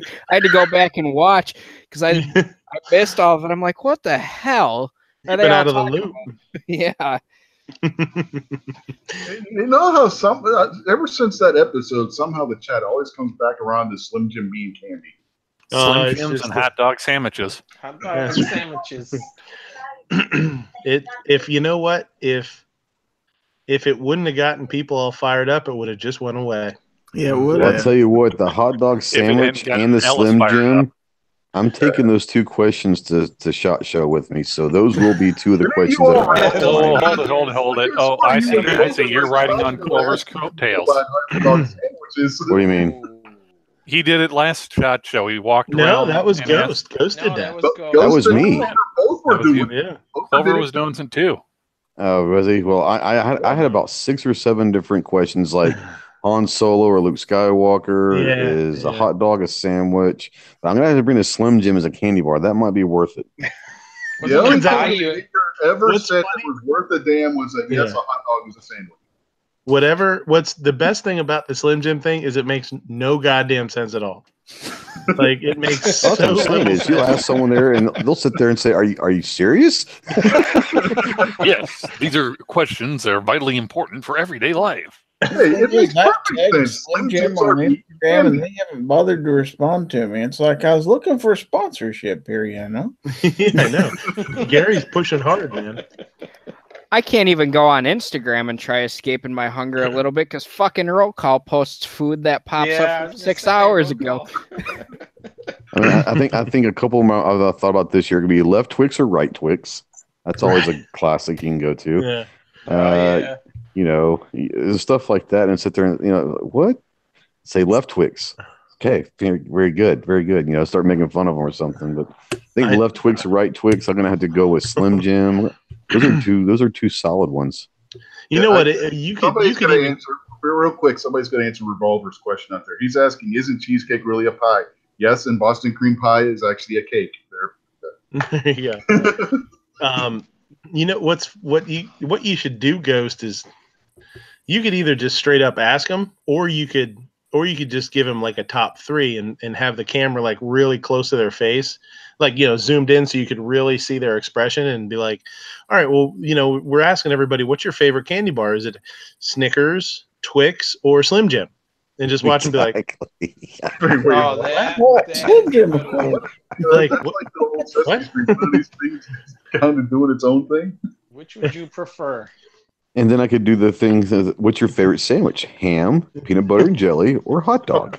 Or hot dog. Yeah. Or ice cream. You forgot ice cream. Oh. You know what would be funny if you proposed that might be my favorite sandwich. What's that? Which kind of ice cream sandwich? Ice cream. The Neapolitan ice cream sandwich is the best. Oh, yeah, I gotta go Neapolitan. Okay, yeah, I'll go with you on that one. The Neapolitan. Leave an ice cream sandwich in the sun. What do they tests that they give you that are just like random questions? What that tell whether you're what kind of person? I guess personality tests or whatever. But they just ask you if you're They give them to you for like job, like what job you're going to be good at, or like aptitude in the military test. Or something, like an aptitude test, right? Something like that. Dishwasher. You should tell people that you should ask people if they've heard about Trump's new aptitude test for gaining citizenship, and some of the questions are a little bit out there, and like he's asking, what's your favorite? Says, what do you think about, ask somebody super serious, like you find like John Lott or something, be like, what do you think about Trump's new aptitude test for gaining citizenship, and asking what somebody's favorite candy bar is. What I'm seriously gonna do though, I am gonna go online and get like the practice ACT test. I'm gonna bust out like some ACT questions on them. Yeah. I'm gonna get like John Lavelle or someone like that, sit there and say, "Oh, you think you're smart on YouTube? Let me ask you about the square root of the pi time to the 17th power and blah blah blah," and ask them all like calculus questions, see what they say. I mean, we are sending a Marine to ask questions. I was gonna say we are sending a Marine to ask questions off an aptitude test. That could be kind of scary because we know his aptitude test showed he was be a good cran tester. Well, I was just gonna say, like, what you should do is have you should have a standardized questionnaire for all your people, and do like a couple of good simple questions. Yeah. What does the Second Amendment mean to you? And let them give you like a sentence or two, a couple sentences. Exactly. And then what is this? And what is that? And what is this? And then you go into your and then go to B-roll and just have fun with it. What's your favorite flavor of crayon? And then let them go. The crayon question's definitely coming. There's no doubt about the crayon question. When they answer, and they'll answer that one. I'd love to see. For those of you who know what the ASVAB is. Yeah. I'd love to see Ghost go ask those. Aptitude battery. Mm-hmm. I'd love to see Ghost go ask James Yeager some of those questions and just start sprinkling them through the entire interview and see how long it takes for him to fucking turn beet red and smoke come out. Did you see his Yeager interview that he did? No. You need to go back and watch that now. Yeah, I had him on the show about a month ago. Ghost a good one there.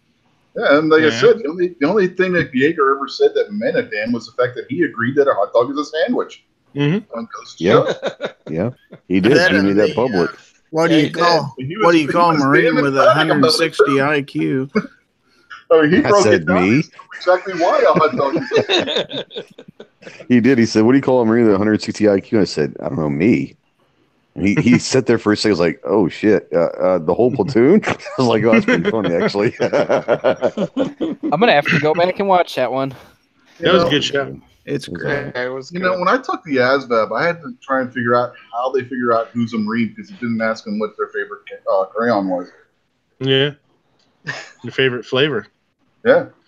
Do you think? I wonder if the ASVAB was different for the Marines. If you said you're going to go in the Marine Corps, did they give you like the stupid one or something, or what? I don't know. Do you think that's why they came out? Do you think that's why they came out with like the scented crayons and the scented markers and stuff? Ended up getting into the The scented markers are the best. Scented markers. Oh my. Literally, the reason that we have to. Okay, so for those of you guys that don't know, coolant, you literally have to add a chemical in that makes it taste like shit if you're a coolant producer. Because there were so many people that were stupid in this country. Oh, it looks like coolant. I'm going to see what it tastes like. And then fucking killing themselves with it. With how stupid we are in this country, we literally have to put something to make coolant taste like shit in it. That's just amazing to me. Yeah, to remember, Nintendo, when they released their last console, actually had to put something in the plastic to keep people from putting it in their mouths. What? Seriously, Oh my it's a God. thing. The little SD cards or whatever for the Switch taste bad. I mean, and who would have thought they put? Who would have thought to put Tide? Swallow Tide Pods. We're talking about the same generation. That's of crazy. Tide Pods. Yeah. Yeah, it's crazy. That was That arranged by explains why their Skynet. homework is the way You it know, is. kids eating Tide Pods actually make Marines look smart. At least they're only eating crayons. Hey, and that's saying something. That's saying something. Anyone that can make us look smart's got to be having. They're wearing helmets on the bus and stuff. Was that Grim Maybe that it's- popped up and said that explains why the homework answers are the way they are? Oh yeah. Actually, I think that's more of them snorting condoms. I think it's because they made those dumbass wax candy bottles with the syrup on them when they were and lips when they were kids. They're so used to eating wax, they don't know what to do when That they're was when adults. we were kids, not when they were kids. I like those bottles. They're still around because Grandma or Bob would just here you go, hand them something that's been sitting in the back of the junk drawer since 1943. It's still pliable. Did you ever go to your grandmother's house when you were a kid and you opened up the chocolate and it was turning white? I opened up the coffee tin in my car and took my winter stuff out and saw, so that's what happens when a Hershey bar is left in the car for 5 years. It's like ashy. Yeah. So, Travis, have you ever thought about expanding your clientele and adding Tide Pods to the appetizers list? No, I haven't. But we do have. We had a 16-year-old a birthday party or a sweet 16 party a couple of months ago, and they had an ice cream bar. We should have put Tide Pods up there as a topping. I never even thought of it. They would have. They would have loved it. Yeah. And that, boys and girls, is how Midnight Range ended up broke. I know. First, he was sued by the parents for trying to kill their kids. Then he was sued by the kids for false advertising. I got a theory about the people drinking the coolant and why maybe they were a bunch of idiot trekkies, whatever you want to call them, and they actually thought that somebody was trying to smuggle Romulan ale in a Prestone bottle. What the fuck are you talking about, dude? What's Trekkie? Looks like green. Dude, you've been thinking way too long on the damn coolant. That was like 10 minutes ago, bro. No, somebody was saying about it in the chat. Delayed reaction, man. I saw somebody say something about Prestone in the chat. I wonder, that might be it. That could be it. Actually, that's something my generation definitely would have been stupid enough to try to get drunk off of. Well, I wonder if it's got alcohol in it. Fuck it, let's try it. Would have been something that came out of somebody's mouth. It's all glycol. Oh yeah, it's ethanol. It's alcohol. It's wood alcohol. It'll kill you and turn you blind. But so I'm going to the gun rights policy conference, right? And I'm tracing out this route that I got to take to get to the hotel. And I'm watching the news, and there's a string of robberies right in the area. So now I got to redo my fucking route. I'm like, damn it. I'm like, I'm like, you got to be kidding me. I'm like, it's like 5 in a row. It's like, there's an outbreak of armed robberies in the neighborhoods. And I'm like, shit, I got to go there, and there. There's 3 of them right there. I'm like, That God, doesn't so now I scare got ya. to do. Yeah, so I now mean, I it got is to redo my Chicago. Live route. dangerously. Yeah, I was gonna say you're going to Chicago. I mean, you can't really expect much less. It's just that happens to be the string this week. Yeah. It's the time Chicago, you man. come, by the time you come, they will have moved on. Yeah, right now they're all in Lake Geneva. We had our engagement photos today, and we went to go get all the we had to go through the city of Lake Geneva. I swear to God, I could have hit at least 35 people in one square block, city block, just walking across the road, not paying attention. Oh, there's cars coming. Yeah. Then you go straight down the line in front of the beach. I'm like, oh, that's why all of them have Illinois license plates. Yeah. Whenever you go to a city late at night where there's, bars and restaurants and stuff, man, it's like Frogger. People just jump out in the middle of cars like little kids, like chasing a ball. Chasing a ball in the suburbs, Yeah. You know what makes it worse? Drunk people playing Pokemon Go. Oh, yeah. Oh. Yeah, but at least them, you can get them to kind of turn around by saying, holy crap, there's a Mewtwo over there. Yeah. Oh, man. I almost hit a guy one time crossing the road. I had my bike when I still had my motorcycle. So dude ran out from behind a car, and I almost hit him, and he started yelling at me and pointing his finger at me and giving me the finger. And I'm like, you ran out from behind a car in the middle of a block. Why the hell are you yelling at me? No, you ran in front of him. Pokemon. Yeah. I chased away his Pokemon. See, the one what I like is when we drive through Lake Geneva, because it's 15, 20 minutes from our houses. A lot of these Illinois guys, they have that attitude of they're real tough when they're there, and then all of a sudden they'll stand in front of your car, get out of the car, and so you actually open the door, and all of a sudden they fuck off somewhere. That always makes me laugh, because I run into that at least 3 times a year, because they're too stupid to look before they walk out on the road. Something we teach our kids at 2 years old. Look before you Left, then cross. right, then left again. Yeah. This is how you end up not like your fluffy kitty. Or last year, actually, Lake Geneva got to use their they bought a drone that's got the heat sensing technology on the camera. They got to use that because someone from Illinois came up, got pissed drunk, decided that they were going to try grabbing a stripper at the strip club in Lake Geneva, then got into a high-speed pursuit with the cops. Mind you, the guy stripped down bare-ass naked at some point through all of this, then decided to go run off and hide in the woods somewhere. If they wouldn't have gotten to him within 3 minutes, he would have been dead by using that. But yeah, that's the type of stuff. Was his name Frank the Tank? Frank the Tank. Knows how to party. Tank. I don't know. I'm sure by the time the cops found him, it was Inchworm or something that he got nicknamed, because I'm sure that was shriveled up by the time that was done. Negative 20-degree weather. Isn't it cute? Hey man, don't let me throw off. Shut up. Now Was I know. the guy hallucinating and thinking he was a werewolf by any chance? or the Hulk. Or the Hulk. Mm-hmm. When you're freezing to death. The Hulk had pants on. Yeah, nice purple. Not when he came back to knockers.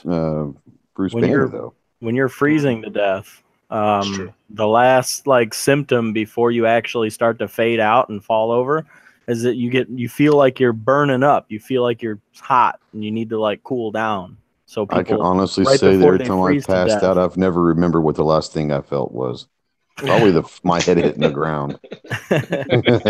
Right before you freeze to death, people who don't know any better think they're sweating to death and they want to take their clothes off. Yeah, if it was negative 20, that could have had something to do with it.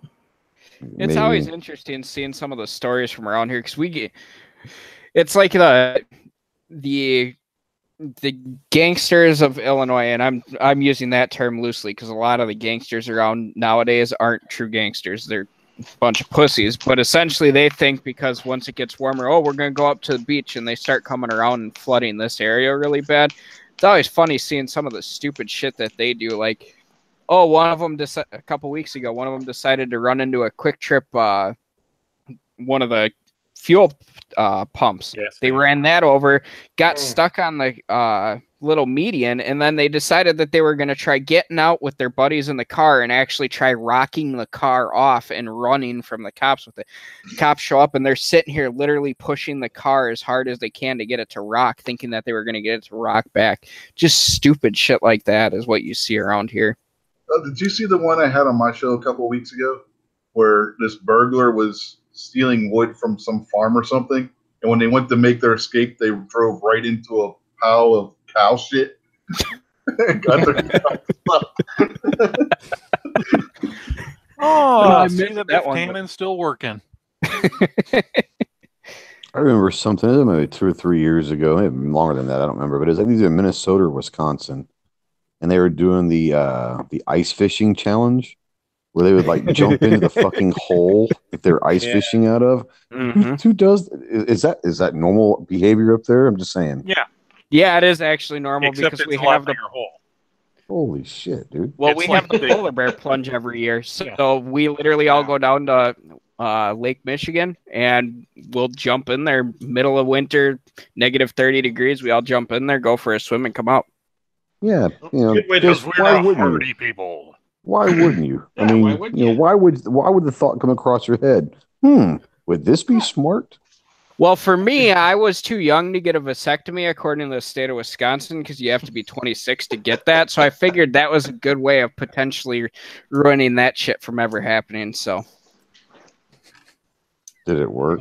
No, don't answer that. Don't answer that. Don't answer that. Well, you can't tell by his high pitched know? girlish voice. So how is Michael Jackson doing? Dead. Very, very dead. He did, man. I mean, that went to necrophilia pretty quick. I wonder what's on Ghost. Hey, Ghost, your wife's still doing all right and making sure that all of a sudden something didn't happen. I don't know about it. Fuck you. Look, we realize that you got that wonderful 100-pack of crayons, but please don't shove them up your nose because your mouth is full. Yeah, don't Oh, you're not supposed to do that? No, I mean, see, you got to put labels on that shit, man. I'm telling you. why? Everybody Mine can't knows read you, anyway. You put them in your nose to sharpen them when they get dull. Right? Everybody No, knows no, that. you, And that way the you can sharpening inhale goes in the the shavings. ears. You go in the ears to get sharpened with all the wax and all that. It adds up. It's really nice. There was a whole episode of The Simpsons where the reason why Homer's as dumb as he is, shut the crayon up his nose. Mhm. Yeah, it's still there, Yeah, wasn't I it? saw Still up there. They pulled it Yeah. out, and he became a super genius. But then he started getting smarter than Lisa, and she was getting depressed. So he put the crayon back up in there again. Yeah.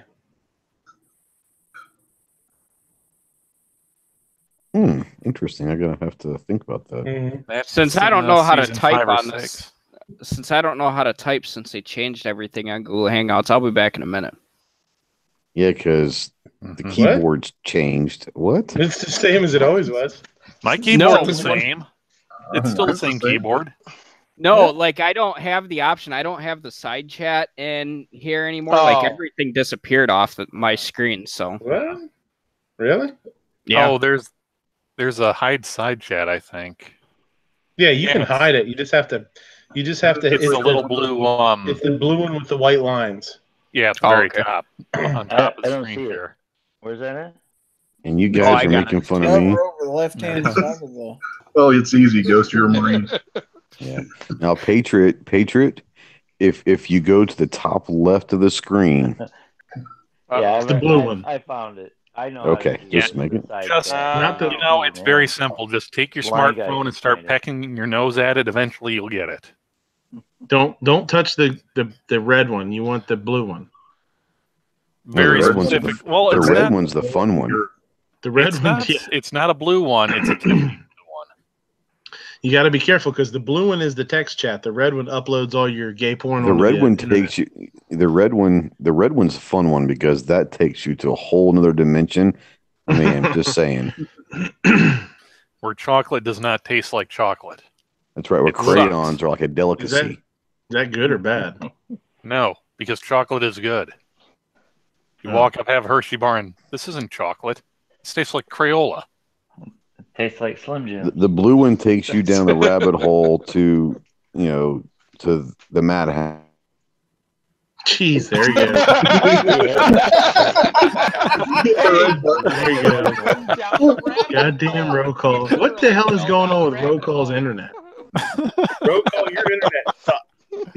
They're kicking me out left and right. Keep wiping Ghost go out, away too. till they can go. Yeah, Every Ghost time. me and Ghost have the same internet. No, every time Dude. you get booted, you drag his ass with you. Yeah, because every time I see this says roll call has left the call, I'm like, and then boom, there you go. I now have you a know. question for Ghost. Okay. So you touch the red button. Did the right? bubblegum crayons disappoint you? Well, see, I was never allowed to have the bubble gum. I was never allowed to have those. Those are the delicacy. Those cost way too much. Those are too rare. Yeah. Oh, Yeah, you mean the crayons that are actually the bubble gum that's shaped like crayons? You mean? Yeah. Yeah, the color we weren't allowed to have that. That was a They color would bubble have to gum. be disappointing, you know. No, those are only for officers. The enlisted guys couldn't get those. You know, if a crayons that Marine were got a chalk. hold of one of them bubblegum crayons, it would probably look like when your dog, if your dog sees you on like an internet and he looks and he's like, what? And he's like all confused. I bet you that's what a Marine would do if you gave them bubblegum crayons. He'd be like, I don't understand. Why can't I chew it up? Well, I'll tell you another one is you ever put a dab of peanut butter on a dog's nose? And watch him sit there for 45 minutes and lick it. And even when it's gone, he can still smell it, so he thinks it's still there. Yeah. That's what I'd be doing. I would be licking my nose, just trying. If I could lick my nose, I would. I can lick my nose. That doesn't sound good. No, I'm just saying, if you haven't done it before, it's not cruel and unusual punishment. Just go put a little dab of peanut butter on your top of your dog's nose, and it's the funniest damn 5 minutes you'll ever have.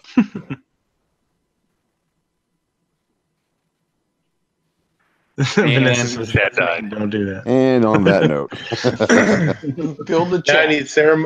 Yeah, you talk about animal abuse. Is Sarah McLachlan singing in the background? It's horrible. And Bob Barker comes out in his wheelchair and just beats your ass. The price is wrong, bitch. it wouldn't be the first time. Oh my god! They had when I was at the doctor the other day. They had the Price is Right on. Drew Carey is now doing the have your pet spayed or neutered shit at the end of the Price is Right, like Bob Barker used to do. Dude, I thought Drew Carey had gotten fired from that years ago. Is he still doing prices? He's still First doing of all, is it still on? Yeah, it's still on. It's the longest Holy running game cow. show in the U.S. history. Yeah, they I just heard gave that away like continuously running. $300,000 on the show the other day. It's the most they've ever given away on a single episode. This one lady won like 3 freaking cars. Sweet. I just thought that it had been canceled. I don't know why I thought that.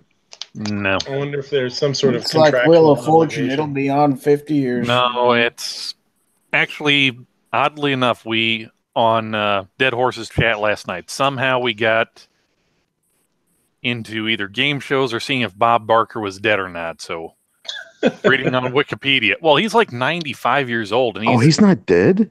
No, he's, No. well, here's the thing. He's had a Oh my mild God. stroke, a heart attack, skin cancer. He's fallen a half dozen times, and he ain't dead yet. He's 95 You years know old. why? You know why? He 'Cause I eats haven't been able to crayons and catch up drinks to him. coolant. He'll live forever. No, he's actually a vegetarian. Well, Well, crayons so and much coolant has nothing to do with vegetarianism. Well, yeah, it does. It's oil. It's Earl. Eating Bob crayons Barker's like- is not vegetarian because some crayons are partially made from petroleum. And at Well, one what if he point, petroleum drinks wasn't vegetable used. oil? Was that the same thing? Well, that's rapeseed oil. That might explain all the lawsuits that filed from the bottles. Wow. That's true. Wow. No, seriously, he's like pretty much just go. Let's Google Bob Barker and read the loss. I mean, I hate to say this. I thought he died 10 years ago. I'm not trying to be funny. I thought he died 10 years ago, for real.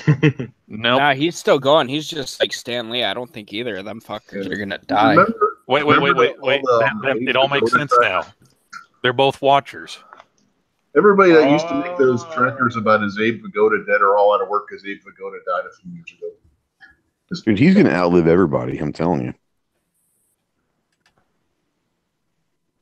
I don't know. I didn't realize Drew Carey was 60 years old. He's a Marine. Drew Carey's. Let's not go down that route. Hey, Drew Carey's a pro gun He guy doesn't too. want to claim that one. That's where he got the glasses from.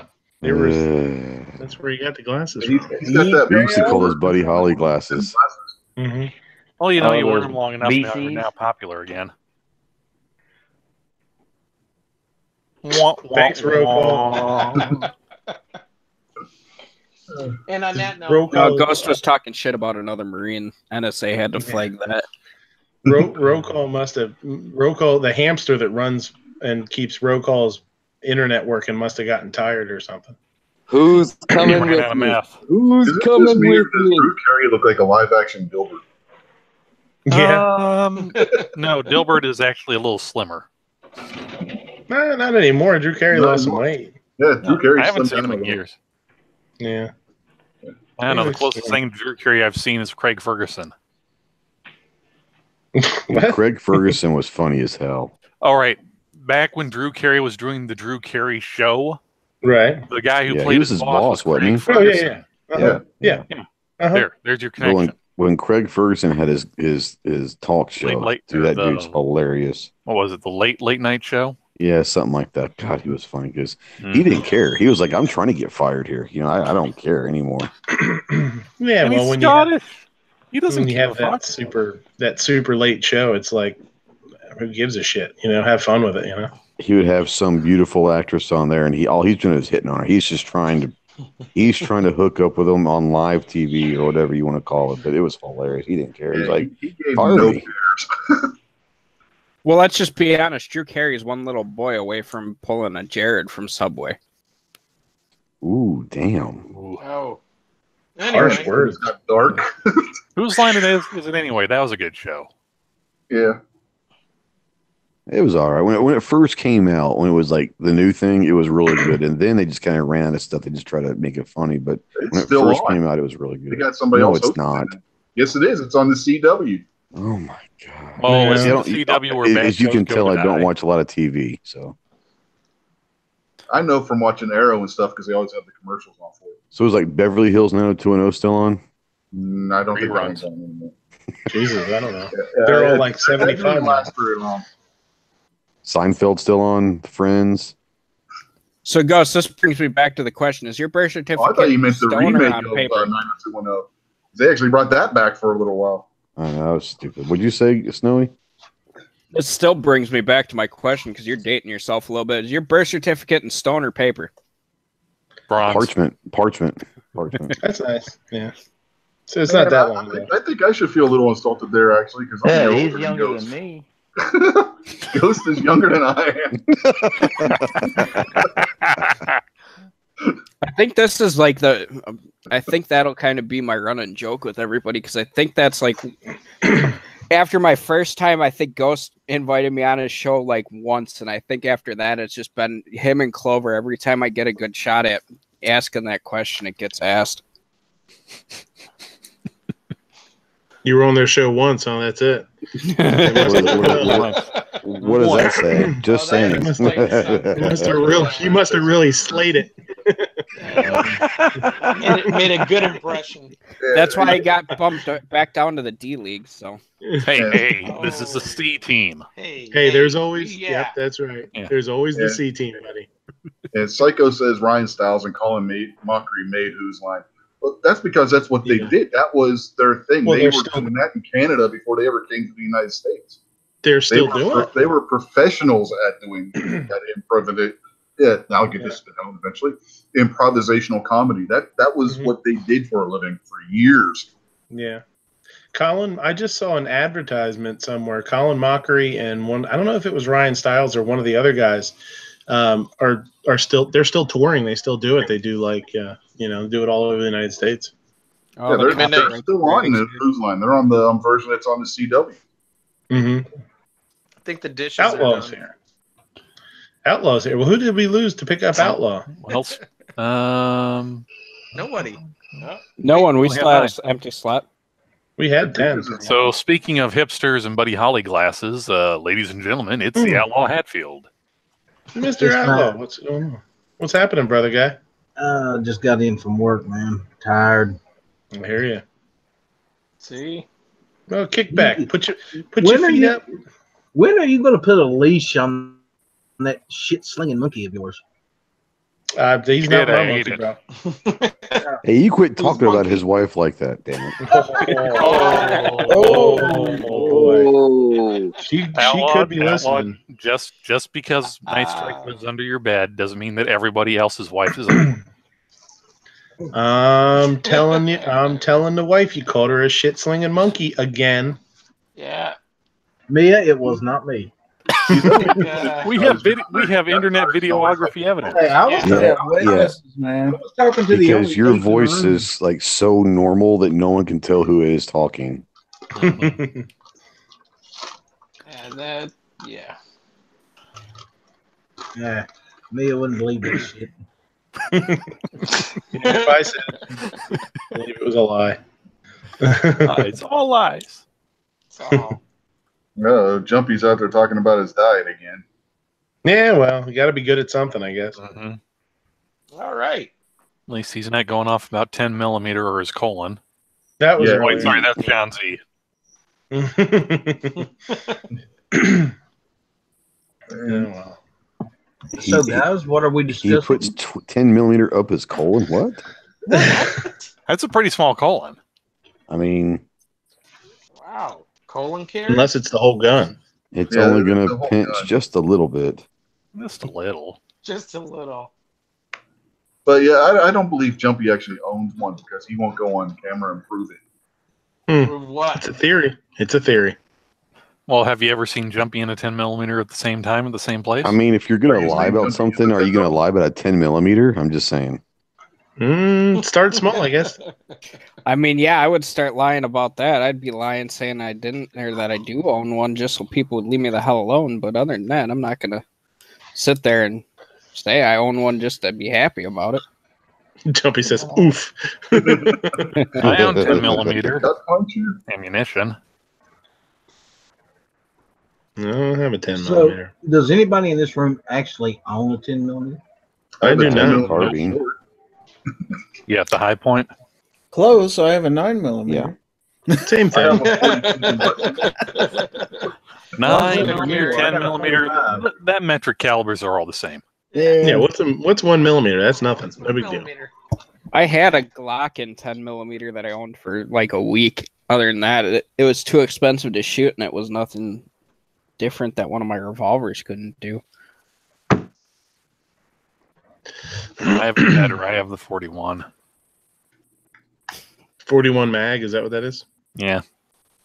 That 10 millimeter is close to that. It's like a light 41 mag. Yeah. Let's see. This is Underwood. 135 grain hollow point at 1,600 feet per second. Which one? The 41? No, that's 10 millimeter Underwood. Oh. This is Remington Platinum tips. This is a 240. What did you just say? What? 1250. Platinum what? Platinum what? What? Just the tip? Ghost. Just the well, tip. come on. Just the tip. Just a tip. It's platinum, baby. Well, yeah. I mean, I'll that's the change your crayon you world. always eat first is the platinum crayon. Yeah, I'll make you famous. You seen those T-shirts people are hawking on Instagram? Just a tip, baby, and it's a bullet. Just a tip, I promise. It'll only pinch for a second. And we're back to that. I'm sorry. No, you're not. Ghost, is this like an occurring thing? Are your movements so bound up with crayons that you can't just pick it off? I would imagine that if you ate crayons, your body temperature would warm them up enough. You would have no problem pooping. I tell you what you guys have never tried before, and it's a daily thing with me. Because, like, I mean, when you eat like 11, 12 different colors of crayons a day, and then you add some Pepto-Bismol to that, you get yourself a party at that point. Well, it's like, well, he doesn't want to clean his toilet because the toilet's cold enough to where when it comes out and when he flushes, it makes spin art. Yeah, there you go. The fuck are you talking about? I got another serious That's how he makes tie-dye shirts. Do you prefer I would say that's not how you do tie dye. Well, that's what the toilet paper looks like. Well, you know, All out. So there's Joe, that. What is there's your that- favorite flavor crayon? Stop eating the Lucky Charms. I mean, I got to go with the grape flavored crayon, man. I mean, it's just the best. Yeah, the grape ones are anything. Purple. I call it grape. It's whatever. Yeah. Well, it's kind of like cool. It's kind of like the generic Flavor Aid. It's not flavors; it's color. Hey, I just gotta say something real quick. We made a breakthrough. We now have Jumpy talking about 41 Magnum instead of 10 millimeter. Yeah. Mm-hmm. That lasted for 2 seconds. Back to 10 millimeter. No, it's the same thing because it went from where was it? 41 mag is way hotter than 10 millimeter. Hashtag 41 mag for life. Yep. He's gonna change his Hey, love child. Monkey Boy, what's that PX4 on your desk? Sam's asking. Yeah, I was just gonna respond to it. This is a PX440G model, so it's a decocker only. Nice. Yeah. I've got So the do they have- subcompact in 9. Does we that- also subcompact in 9. Like Scotsman does now, and have to have a gun check because Fine Ape was showing his. No, I'm just Fine Ape making it showing his. interesting. That's a whole different issue. I mean, the gun draws in the attention, and then all the business cards gives them some reason to stay and read. They know how to. Who knows how to read? Look, there's a talking turtle, a s'mores, and a chocolate bar. What more do you want? Visuals. And the chocolate is in danger of being eaten by the turtle. See, the business s'mores cards is don't do anything for me. I need a patch wall because I can't read. I need visuals here. Fine. Look at Oro. There, Look I how he is like in Van Oro. Life. I got one of them. Yep, I got one of them right here. I got an Oro patch. I wonder if G's gonna make a marshmallow patch. Yeah, I'm sure he was working on it. Yeah, because he had one or like a prototype worked Got my out. Oro patch right Oh, he there. did. Boop it. Nice. Yeah, and then he had one. It was like just the dog kind of like laying down. Another one was the dog hanging out the window. And then he might have tried to do one with the dog wearing his glasses. Did he have like an actual marshmallow hanging out the window? No, it was Marshmallow just kind of looking out the van window. No, I'm saying it'd be funny if he just put like an actual like a patch of actual marshmallow. That'd be funny. Hey, you guys may be cool with your patches and stuff, but I got so. Well, that doesn't make you that cool. I mean, George is controlling Gary. I mean, what's your cat doing other than like, hey, don't do What's that? that now? What are we talking See, about? here's the thing. Here's what you got. Snowy, My name. Man, we Ladies got and pussy gentlemen, everywhere it's on the this battle of chat. the pussies. Snowy There's opened. pussy Snowy everywhere. Snowy picked up his cat like that. Super easy. I don't know if Gary can pick up George that easy, man. He No, probably because, shit his pants. Gary's got a fat pussy. Let's see if I can pick you up, George. Yeah, I can pick him up. Hey, He's hey, not hey. that big. There's my band patch. There you go, Oro. If you Yeah, I can't got pick up that your one, pussy, you're gonna have to and let then it go. I got the small van patch too sitting here. I got to do a patch wall. I really do. Here's my little guy. There you go. And we got a shield. So I've got Yep, my there's the- gun cabinet. I got the covered. big van. I don't have the little van. And I got- Tell now. Yep. Got some old Gary. Or not And I Gary. got, I said Gary's face on screen. I said Gary. I meant to say Rick. You know what else? I got so I much got- stuff from Rick around here. Pancake. Making pancakes, making pancakes. That's right. Pancakes. You can't get that one. Can't Clover touch dog it. guy. Oh. What you got there? Clover dog dog. guy. Oh, yeah, I those are got cool. one of them. Who's a leprechaun dude? What's his name? I don't know. Never heard I of don't them. know. It's like something You mean the- tack charms. Lucky They're Charms? weird Mean ass the poops. tactical leprechaun? Like Lucky Tack or something like that? Yeah. Lucky No, he's just tacky. Tack charms. No, it's tacky after you eat a cereal. Oh, okay. So it's the tactical charmer. Oh, Ghost would like that. It's colorful. Yeah.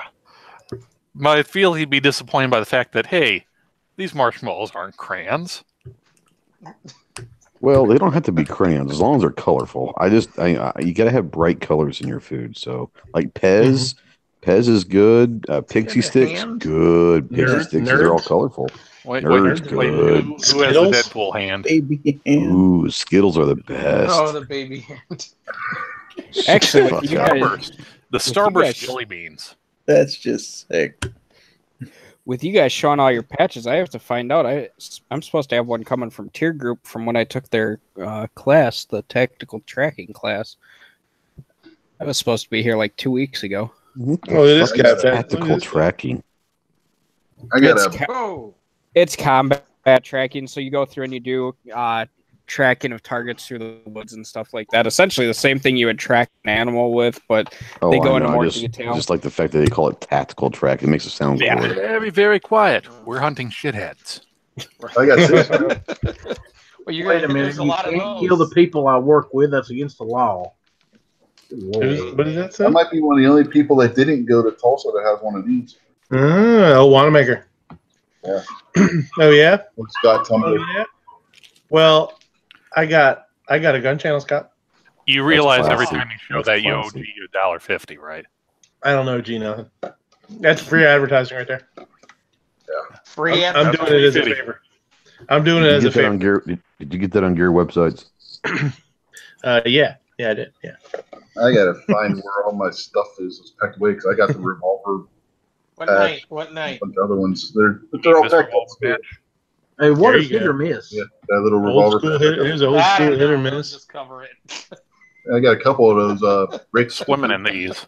I got a few of those too, the gun channels patches, but they're all packed up somewhere from when we moved. So I got to find all that stuff yet. Well, guys, I got a call tonight. I'll see you guys. You can't leave. I gotta go work in 5 hours. Well, I gotta get up in 5 hours anyway. Yeah, Oh, what time? Oh, wow, yeah. Good night, Somewhere I gotta go. I gotta go get some crayons in me before I go to bed. So thanks for having me, buddy. Well, just put them in you any way you want, buddy. You're an adult. You can put them in you anyhow you want. Well, put them in the microwave so they're nice and melted so you can drink it like warm milk. Yeah. Oh, see, I've never tried that before. A little crayon milkshake or crayon like Kool-Aid type thing. Yeah. Yeah. Make yourself a grilled crayon sandwich. Just add that mixture to some milk, and then you really got something. Well, then I could put it in the blender and call it a milkshake. Your milkshake bring all the boys to the yard? Snowy eats his crayons, but he takes them in like a suppository. He says it's good. That's what he says. Eats them up and uses a syringe. Freebase. Right. Boys and girls.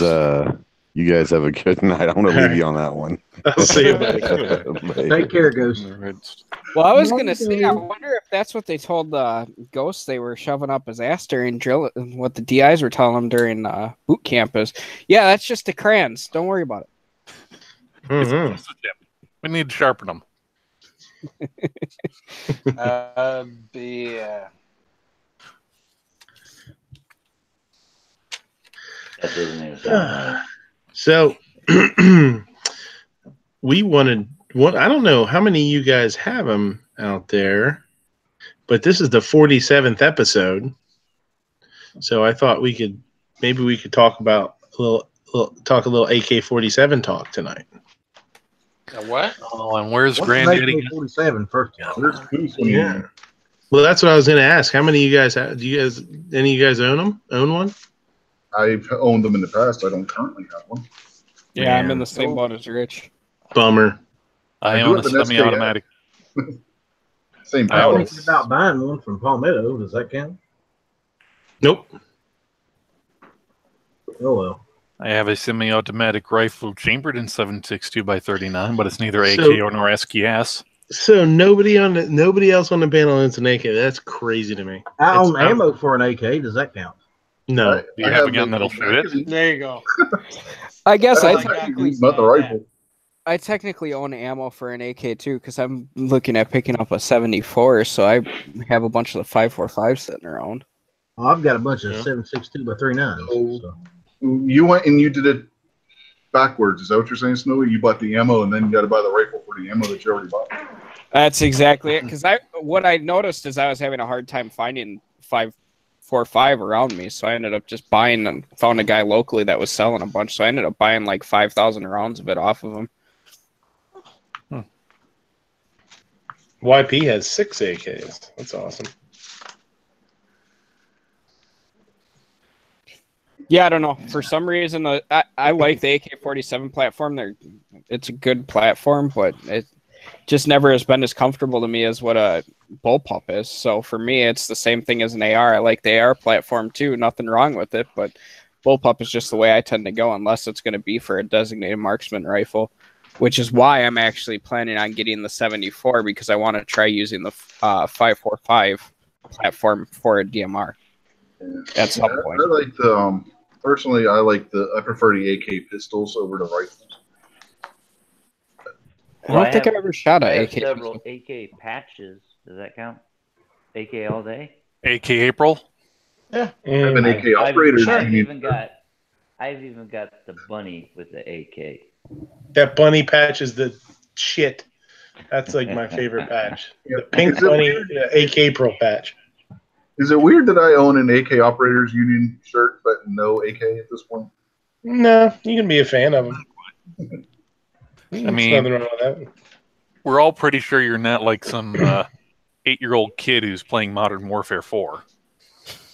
Well, I did play Battlefield 4, so. Jorge says we could do AR talk tonight instead of AK talk, since nobody has a goddamn AK. It's a 47th show. It's a 47th show, and nobody else has an AK. Well, just wait until it's the 74th. But I don't have an AK-74. I've been shot at by an Get one before, if that counts. I don't want one. I want my AK-47. I don't want these French fries. I want those French fries. Those. Come on. If you don't have an AK, you can't make this sound. Yes, I can. My SKS makes that same Where's sound. my Tavor? Nope. Doesn't sound the same. Yes, it does. Nope. Yep. Nope. Yep. Nope. Yep. Yep. Nope. Yep. Nope. Nope. It's going to be a kindergarten argument. Yes. No. Nope. Yeah. Children. Nope. Yep. Nope. Nope. Nope. Nope. Lord. Psycho says, just pretend Feinstein made the chat. AR-47 and AK-15. Hey, I have an AR-47. Wrong. Yeah. That would not be wrong, because there are now AR-47s and AK-15s. No. She doesn't do it intentionally getting it right. But Yeah. Well, that's like when they said about the chainsaw bayonet, and everybody started freaking out and acting like it was a big joke and stuff. Everybody's like, "Ha ha!" I was like, "No, that's a real thing." Like it came out at SHOT Show a couple years ago. Somebody made one for underneath an AK. They made a battery powered. It was like a joke, but everybody's like, "That's stupid. Nobody's ever done it." I'm like, "Yeah, somebody made one. They're cool. It's awesome." You actually know why they made that? The other day, I said about the Glock bayonets, and people thought I was joking. They actually made bayonets for Glocks. Sure. Yeah, they've made them for years. Didn't they make it to repel the invasion of the tree people? Well, no. So they actually got commissioned to make one because someone was planning on doing like a cosplay or making a replica from the game Gears of War, which Gears of War, the main gun that you carry, has a chainsaw on the bottom side of it. Yeah, they stole that from G.I. Joe. Everything's stolen from everywhere else. The one that's not running around with the chainsaw gun combination thing. The chain gun saw? I forget what the hell he called it. But the one Dreadnought was running around with one of them. Zartan's guys. Well, the battle, the blonde dude, right? The blonde dude with the ponytail. Yeah, Ripper or something like that. Yep. And the battle android troopers, they had I think they had chainsaw, they had arms. They put had on arms. Yeah. robots in? Oh wait, that's Transform. No, so we're not talking about. We're not talking about this anymore. We can still talk about AK. All right. Well, you know, If you want to talk about ARs, I can talk. I can go get the talk AR about if you want to talk about AR. Midnight can talk about it. He can brag about his AK. Yeah. There you go. Yeah. No, A little okay. self-promotion. All No, it's not Self-promotion. cool. It's not cool anymore because nobody else will. I'm I'm screwed out of the AR chat because I don't own one of those. Muslim AK. That doesn't. Well, you count. have a. You said you have a Tavor. That's like a. That's kind of like a squished up AR. Yeah, this is true. Except it's piston. Yeah, Midnight's got a Turkish AK. Does that count? I don't have a Turkish AK. Are you crazy? He has a turkey AK. It's turkey what AK. It's what he uses to cook the cook his Thanksgiving man. sandwiches. Dude, I saw a really funny video the other day. You saying turkey AK made. I can't remember what kind of rifle the guy had.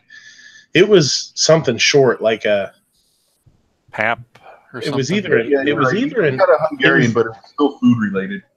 Yeah, Hungarian. It was either a SBR. It was something SBR'd or it was like a PS90 or something. I don't remember what it was. It might have been a PS90.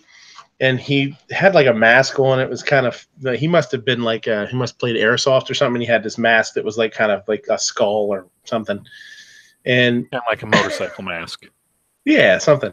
So, and he took, like Matt has that rubber chicken in the background.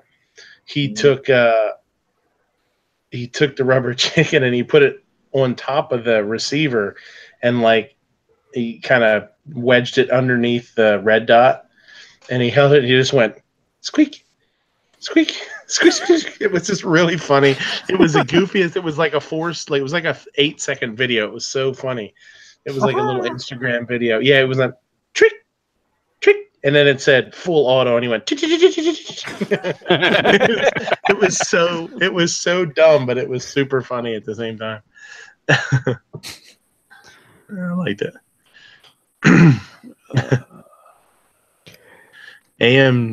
Jumpy saying AMDs are sold out. Soiled out. Soiled out himself. Yeah. Well, they did have them on. Soiled. Not classic. Where was it? They were selling the shit out of the AMD 63s. That was classic. Was it classic? Yeah. Wasn't it? Yeah. Somebody was selling the hell out of the 63s. I'm glad I got mine when I did. Well, Vanessa's putting in, let's do a 44 mag chat. Yeah, you guys can do a 44 mag. I don't have a 44 mag. I do have an AK. I just don't have it here right now. I have a shotgun. No, I have a Weapon 12 shotgun. I showed that off. That's like when you were when you were a kid. That's like when you were a kid. That's like when you were saying you had a pistol, but they didn't produce the picture. But I actually can produce the picture because I showed it on Sergeant. That's like. In fact, I want a sticker from Sergeant. But no, seriously, I don't have it here right now. Yeah, I never got my Sarge sticker in there.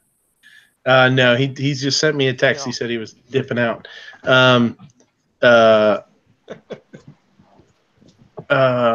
It's like when you were a kid and you're like, you didn't have a girlfriend, but you lied about it. You're like, yeah, I got a girlfriend.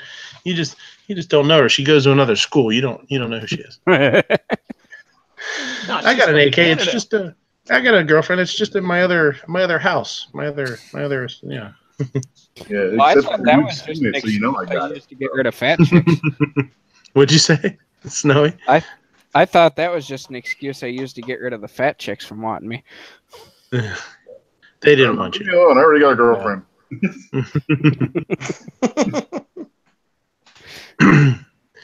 Best chat 9mm, or if you want the bestest millimeter, the 2.7 Calibri. Little pew pews. Millimeters are for Europeans. This is America.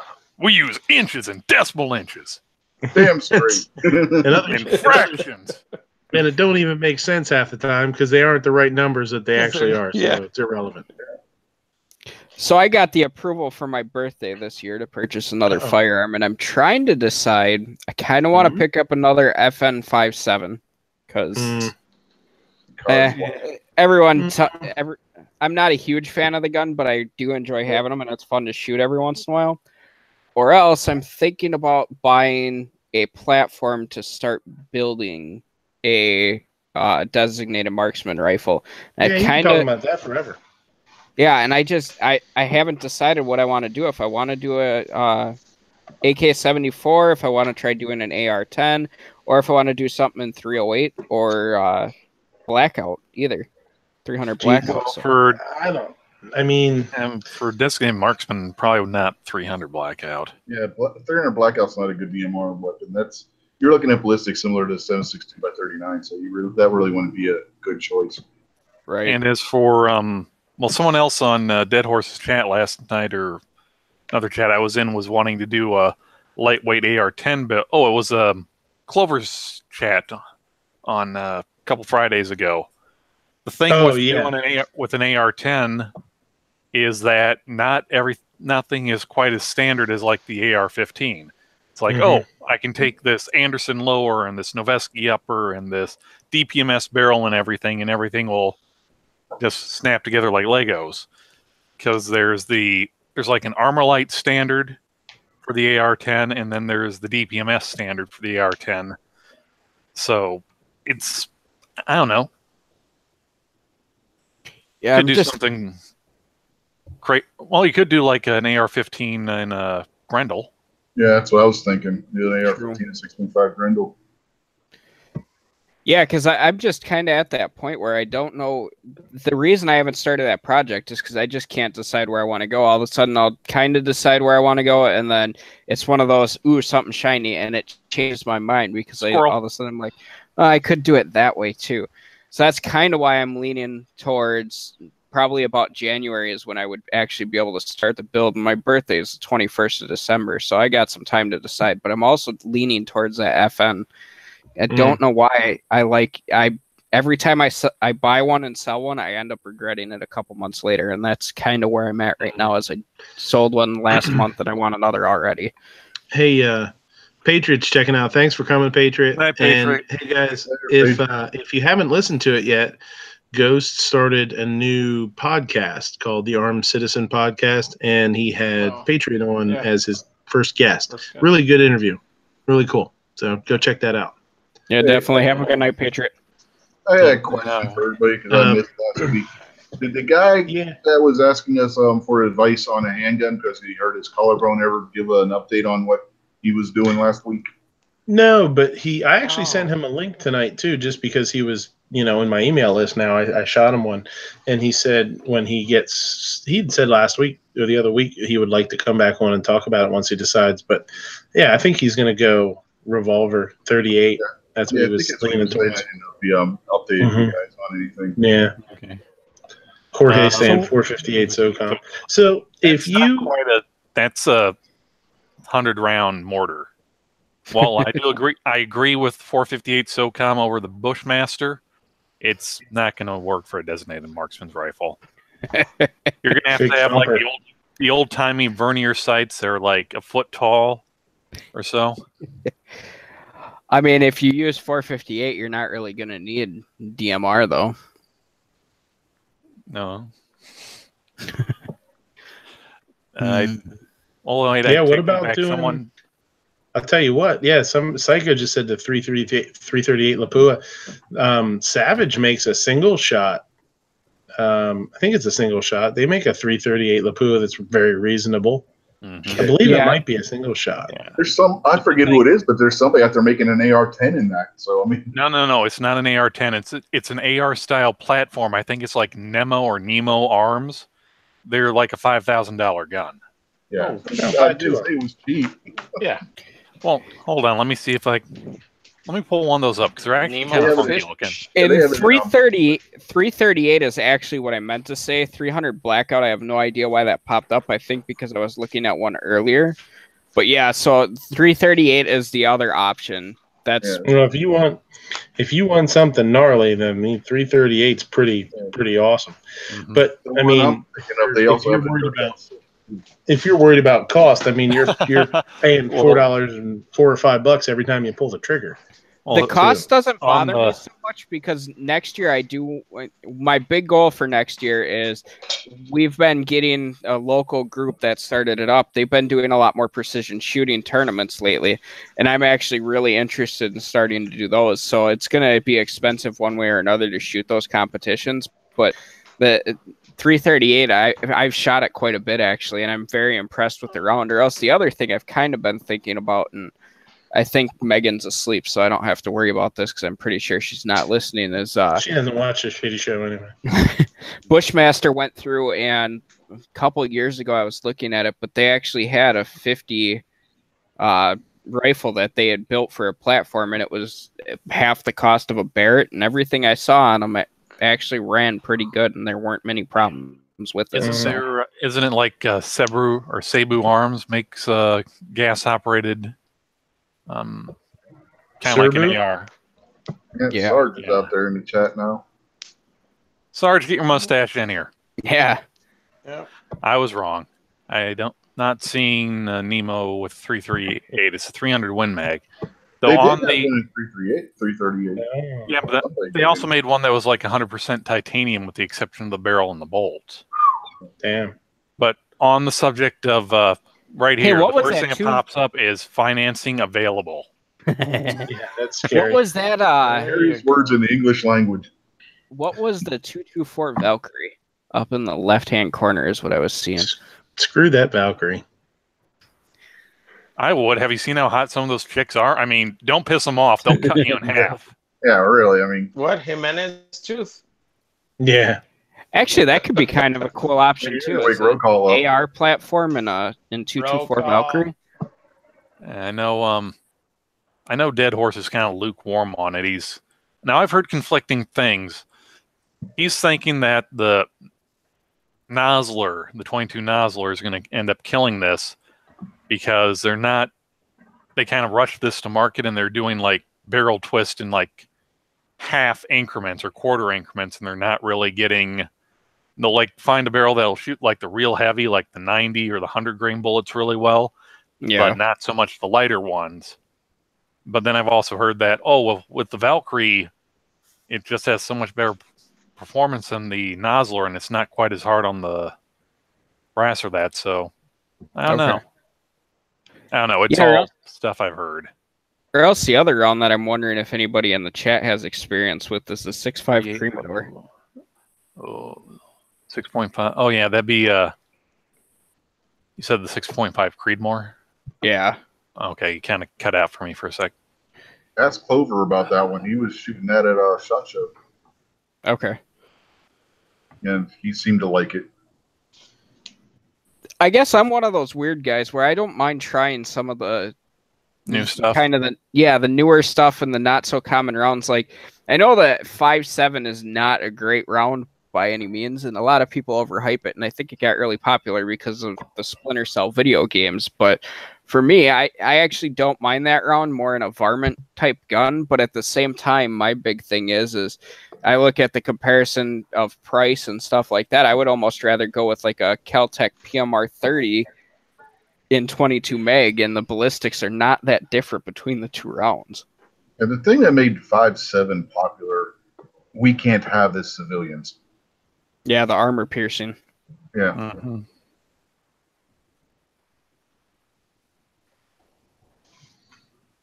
Yeah, I like my PMR 30. That is actually kind of a nice gun for just going around and plinking with.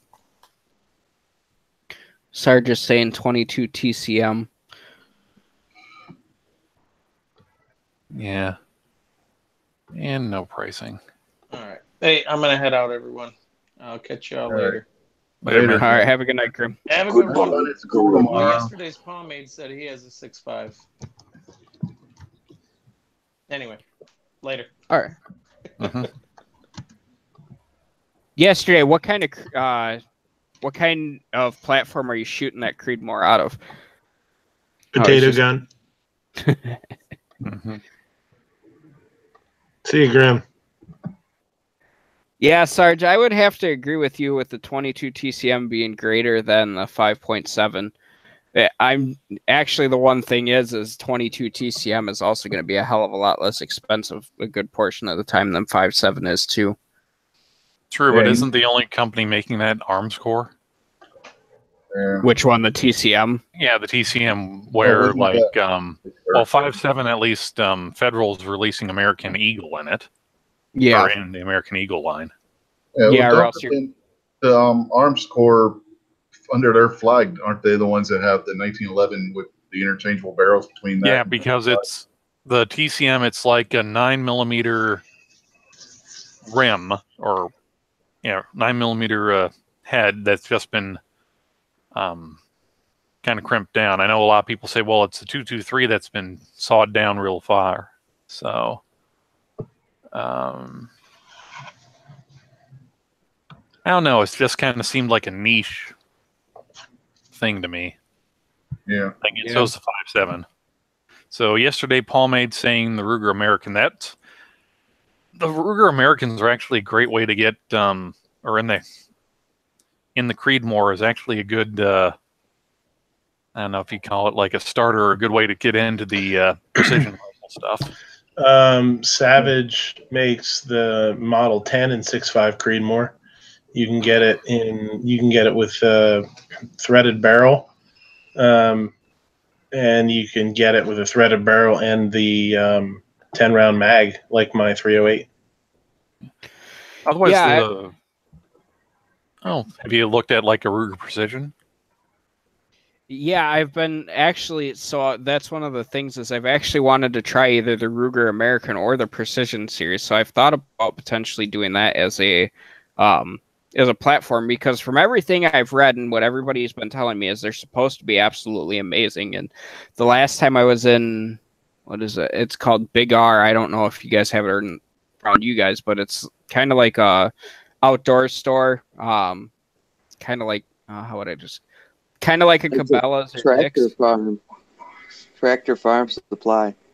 Oh, okay. And then, they also carry like firearms and stuff. And the last time I was in one, I saw a Ruger Precision, and it was in that green color that they produced them in. And I thought it was just a gorgeous looking rifle, and to see something like that, and then for Ruger to be producing them at such a, I mean, they're a good price. That it's hard to beat that. So. I got one in the shop. I'll have it transferred tomorrow. Yeah? Yeah? Bro, trying to make a sale. Let me get through paying the rest of the stuff I have to finish paying this month for the wedding, and then I should be good to go. That's the big thing that's killing me at the moment. Now, roll call, you're going to give them the gun channel discount, right? The gun channel, yeah, $1,100. $1,100 off. Hey, that's a great deal. Hey, that's good. Yeah, that's $1,100 off. That's a hell of a discount. Yeah, I'll take that. That's almost free. Yeah, almost. You're a very generous guy. You know that, roll call. Mm-hmm. I know. A true humanitarian.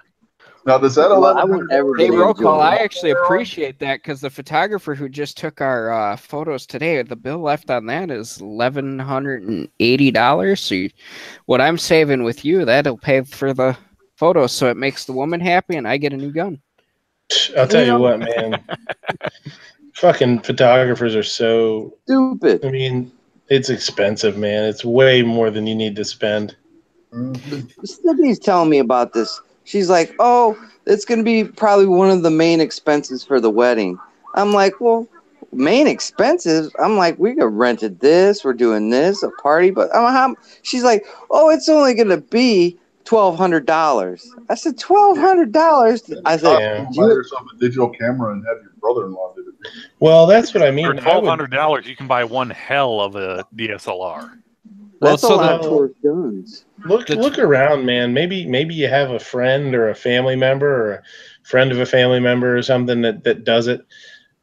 I mean, I don't know. I don't know how much we paid for ours, but I know when it was all said and done after the fact, it was, we were like, damn, that was a lot of money for that. Like, it's just, they talk about all the touch-ups and they talk about all that work they put in afterwards and stuff, and it's like, I don't know, man. For the average Joe, the average person, spending $1,000 or $800 or $900 is a lot of freaking money.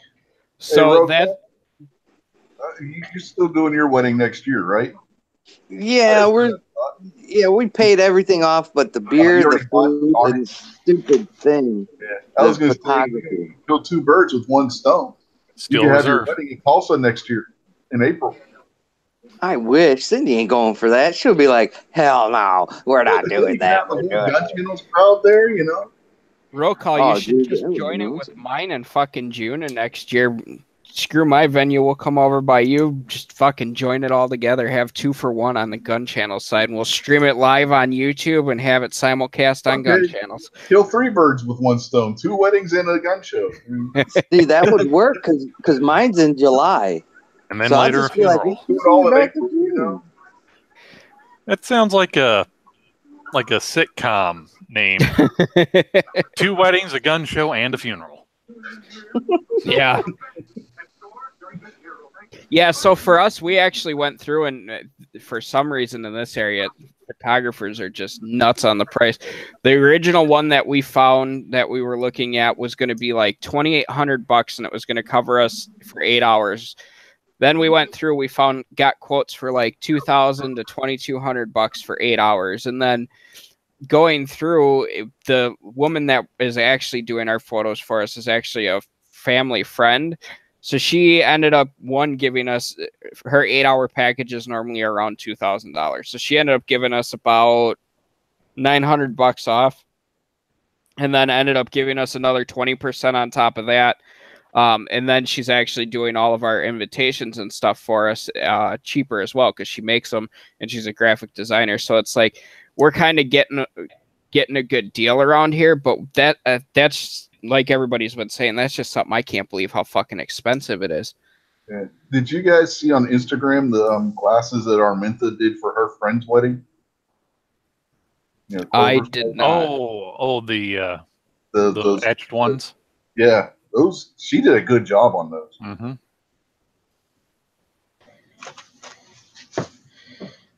But I guess we're also lucky, and thinking about it, because I just saw Too Hottie popped up and said wedding photography sucks and is not easy. And he's speaking as a photographer. Yeah. Mm-hmm. But He yeah, said he'll never shoot a wedding in his life. Yeah, it does seem tough. And I'll tell you what, I'm not saying that people aren't talented and people that do it don't deserve, people charge what they feel like they deserve. And it's probably, I would imagine it is totally and 100% miserable to deal with the bride and groom, as far as quality, and I like this picture and I wanted this one done this way and you didn't do it right and you screwed this up and you were supposed to do this and you didn't. And that's why I would say that's probably why they charge so much, because at the end of the day, the photographer's like, fuck, this is miserable. These fucking assholes are driving me crazy. That $1,000, so you don't put a bullet in your mouth, but well, see, and we're lucky because we're also getting the actual photographer, and then for like she's gonna spend an hour with the bridesmaids and Megan and everything like that, and then she's got an assistant who comes and shoots the ceremony portion of things, and then actually spends an hour with us when we're getting ready and spends it there. So she's got to pay a second person for that portion, which is kind of a nice feature to have in there. And there's certain stuff that I like that she's including, which a lot of them don't anymore, is they don't normally include backups of pictures on like a USB drive or something like that. She's giving me a USB drive, and then I asked her to actually back them up onto a cloud, an external hard drive as well, and onto the cloud. So she's going to do all of that. So that's kind of helpful with that type of stuff too. But yeah, it's one of those things that's like, I get it. It's probably, like everyone's saying, and it's probably an absolute nightmare to deal with. So I can't blame them for charging what they do. And then you also have to take into account, a lot of people get upset when you're like a year out and you're booking all this and you have to put a high deposit down on it. But you have to remember is a lot of the time they're probably getting cancellations and they're not getting told till last minute. So yeah, and I just thought of another benefit too if you were to do it in Tulsa. You could have the reception at Matt's karaoke performance. Yeah, and you could get the wedding singer for cheap. Just have Cycle Camp do it. Yeah. And the best part is that the Bohemian Rhapsody will sound a lot better with 100 drunk people than 6 or 7 drunks. We'll have much better harmony. Yeah, that was just my god, awful. What are the presents for your groomsmen that you're gonna get? I haven't decided that yet because they're not gun freaks like me, so I can't get them anything gun related. Yeah, see, and I'm kind of in the same boat. So my groomsmen are my best friend Bill, who he is my best man, and I was the best man at his wedding. He's into guns and stuff like that, so that kind of helps out. My friend Jake and my friend John are all into guns as well. But then one of my groomsmen is my brother-in-law, and my sister and my brother-in-law are like the complete opposite of me when it comes to guns and a lot of political stuff. So it's one of those things where I was thinking about doing something gun-related for them, but then I also feel like it'd be kind of manipulating Marcus a little bit too, so I haven't decided on that. But one thing that I've been looking at is picking up a pocket knife, because all of them carry a pocket knife and all of them have a lot of use for that. So I'm thinking about getting a pocket knife and getting it engraved or something like that for each of them. I was going to say, just go fishing and get them all fish. Take them all fishing. Actually, that's something else that I thought about doing too, because I know a couple people that do charters out on Lake Michigan. I thought about doing that as a kind of vacation thing as well, or else the other thing that we've been talking about is taking them up to the cabin and going fishing up there and do something like that with them. I think the pocket knife thing, like a Swiss Army knife style thing or something like that, it's awesome because people get stuff that's. Go ahead. People do like mugs and glasses and all that shit, and it's just, it sits in a cabinet or it gets broken or whatever. Something that you can pull out of your pocket and use is pretty neat. I think that's pretty cool. Well, yeah. Fish. Give them a trout. They can go home, take it home, cook it up, eat it. Yeah. Well, so my buddy Bill and his wife can't cook. Oh, my buddy Bill and his wife can't cook for shit, and my brother-in-law and my sister are the type of people where if they can see like the eyes or anything of any type of animal that they know they're going to be eating, they can't do it. Like, my sister, well, you see, it's very simple. You catch the fish, you pack it in dry ice, you send it to Midnight. He'll make the that fancy rice platter, and then he'll ship it back to you. Just remember to take the eyes out this time. He could do the spicy tuna, but instead of tuna, use the trout with the shrimp around. There you go. There you go. Speaking of Instagram, I want you guys to help me out with something here, okay? Vandalistica's grandma's in the hospital. He's with her, and some family are with her. So I wanted everybody here real quick to go into like the YouTube chat there, and let's all put like something nice. And I want to take a picture of it with my phone, and then if it turns out good, and then I was going to put it on Instagram for him and tag him in it to let her know that we want her to feel better or whatever. So it doesn't have to be anything crazy, like like one line, and I can get like 17 or 18 on my screen, 17 or 18 names or whatever. So if we got 19 people in the chat, if you all hop into the YouTube chat there and give her some best wishes, hope you feel better kind of thing, whatever you want to say, and we'll give it a couple of minutes here, and then I'll take a screenshot. I'll take a picture of it with my phone, and if it comes out nice, then I'll be able to use it. And I thought that'd be kind of nice because she's not feeling well.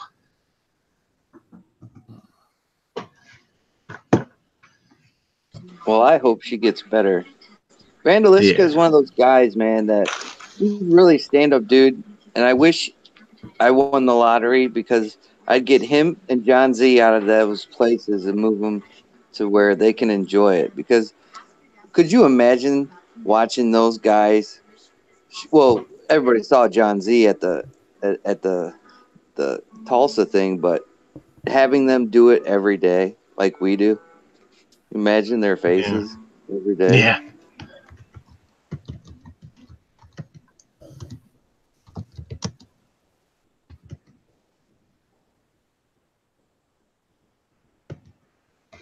Too Hottie Vandalistica vlogs grandmother's in the hospital. Midnight wants people to put well wishes in the chat so that he can get a picture of it and send it to him. I was gonna put it on Instagram, just like all of us like typing in the chat, like we want you to feel better, kind of thing. So I thought it'd be kind of nice if it comes out. I'm gonna take a picture of my phone. If it doesn't take a good picture, then whatever. But and then I will you can always go on his Instagram there and say something too. Yeah. Yep. I asked. Yeah. What I was gonna say. Oh. I don't remember now. I was asking him yesterday on Rick's show about it. He hadn't heard anything yet. He was on his way to the airport at the time when Rick's show was on, and he was talking. And he stopped in. And Rick's gonna enjoy Indiana. I mean, we don't have the greatest gun laws, but we're pretty decent, and he's gonna enjoy being here, and he's gonna get a lot of joy out of it and get away from there. He doesn't have to deal with it. Moving? When is he moving out, or does he know yet, or no? 14th of October, I think he said yesterday. Oh, he cool. was moving for the 1st, but he had to push it back a week or two. Yeah, I'm kind of getting excited. There's a lot of people from the gun community side that's starting to kind of move my way. So I think I would like to try doing some type of meetup, but for kind of the Midwestern people and anybody else who wants to join. But like now we've got Gunpowder and Tardot up here. We've got Roll Call in Indiana, me in Wisconsin. Ape, I believe you're from Minnesota, correct? Yeah, sure, you betcha. And then I know there's a couple other people in the Michigan area, so it would be kind of cool to get everybody together. And I'm getting excited because like Rick's moving this way, and just hearing about more people starting to kind of move to the Midwest is pretty neat, especially content creators. Yeah, have you guys seen that cleaning kit box that Potatoes and Lead made for Rick for his giveaway for his GoFundMe thing? Yeah, that thing is sick. It's really nice looking. I wanted to say something to him before he left, but I didn't get a chance to. He did a really good job on that. We only need a couple more things in the chat here, and I'll have a whole screen full. Oh, so speaking of pocket knives earlier, I've been showing this thing off a lot, but I actually really love this knife. It's a Kaiser Mini Sheepdog, and I love the cleaver blade on it because it's actually really useful for EDC tasks. So, little $70 knife. I love this thing. It's working really well. Here's mine. That's what I carry every day. Kershaw. Yeah, those blurs are nice, and I've always liked some of the stuff that Ken Onion designs for knives. And which steel do you have the blur in? It's the top model. Okay.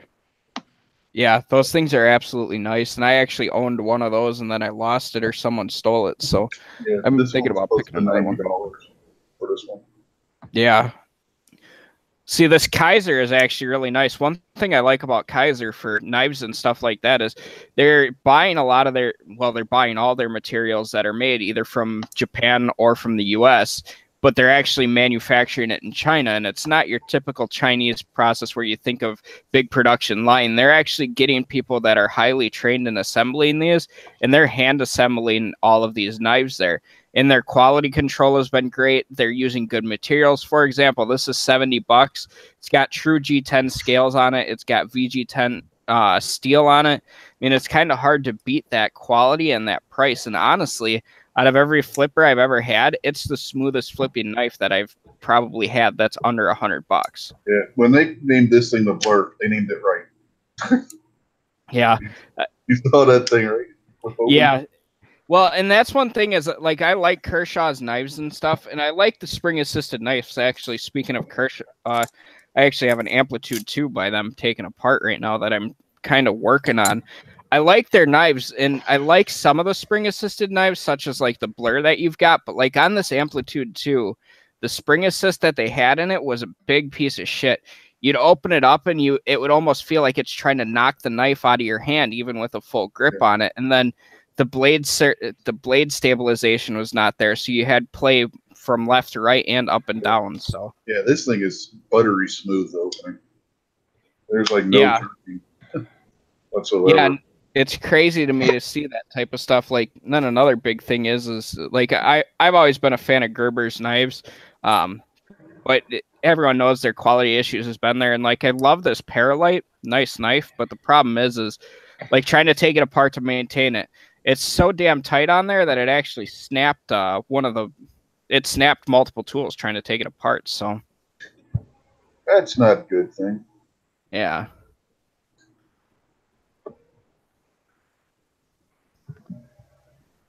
Yeah, who needs a fidget spinner? I can just sit there and do that with this.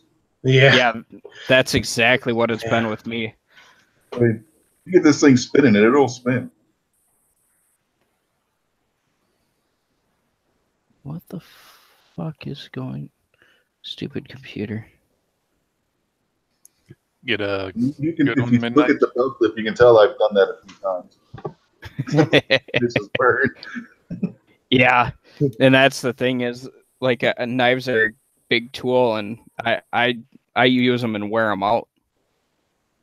Like this Ontario Rat 1 that I've got sitting here, I actually had to pull it apart because I've used it for so long that it started to get rust on the inside of the liners. So I actually pulled those apart last week, cleaned them off really well, and I took them out and actually put an automotive, kind of an automotive coating on the liners just to keep them from rusting. But other than that, it's missing one screw, which I've got on order. But other than that, it still runs perfectly fine, and that's just in the cheap Boss 8 steel. Yeah. This isn't the original one I had. I had to send the original back because the one screw came out and it's made it to where the tension bar in there just wouldn't realign back in. So really? They sent just to have it repaired, and it's got a lifetime warranty. Like, what the hell? And they sent me a brand new knife. But whenever you send a knife in to Gerber, if it needs, Gerber, Kershaw, if you send it, if you do have one of their knives and something goes wrong with it, they will sharpen it for free back to as new sharpness. I don't know if you guys knew that or not. Yeah, that's actually something that I like about them. Kershaw does really good to honor their warranty. And to be honest, a lot of the Kershaws and a lot of the CRKTs, you have a hard time beating. Not necessarily the quality of them because they're not like the highest end knives in the world, but you have a hard time beating those knives because they really do take care of their customers, especially in the warranty department. Yeah. Yeah, I sent it in 2 weeks later. I had a brand new knife. They sent me a brand new one. God, I have a lot of knives. Actually, this is still one of my favorites. I forget what model it is, but the little guy that they made, I still love these things. Mm-hmm.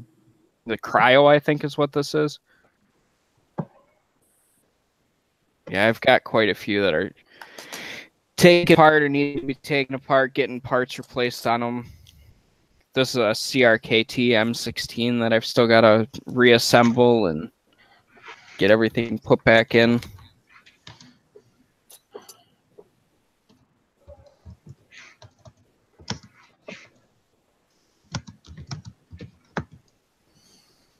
Midnight's got a serious working face going on. Oh, I'm sending that. I'm just tagging. I'm doing that Instagram thing here.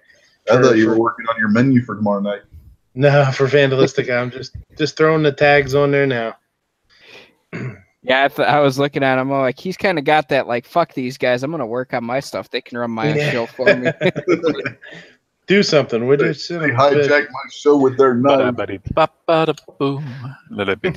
Yeah, I'm just tagging a bunch of people. Midnight can't show off his knives. He's not in the kitchen. Yeah, yeah.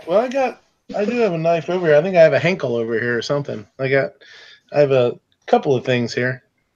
Actually, this has become one of my favorite knives too. The CRKT Obaki. Yeah, you were showing that. It's pretty cool. Yeah, these things are nice. Little $30 fixed blade.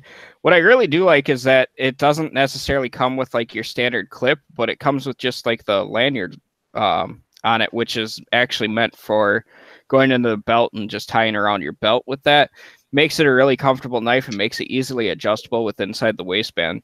This obviously. You get those emails. Oh, just $10 and we'll send you the knife. I actually was like, what the hell? I'll freaking do it and see what it's like. It actually isn't that bad until the spring broke. Yeah, it's one of those things like It's a nice flipper. I mean, it's a real smooth flipper.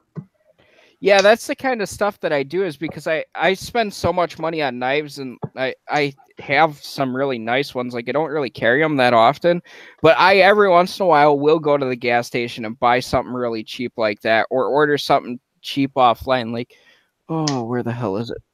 Granted, it's not the best steel in the blade, but you know, something Yeah, cheap exactly. in the toolbox or a tackle box or whatever, you know. That's why I use it on a daily basis. I got a couple of them somewhere. Let's see. Plain old Gerber razor knife. Yeah, I got because apparently this freaks people out. Yeah, I got some of those the folding utility knives, the ones that the Home Depot brand. What is it? Rigid? Is that their brand? Yeah, I think so. Yeah, I got No, one of them does Rigid. One they do Husky. Home Depot is wait, Husky's Lowe's. Oh yeah. Yeah, I think they're Rigid.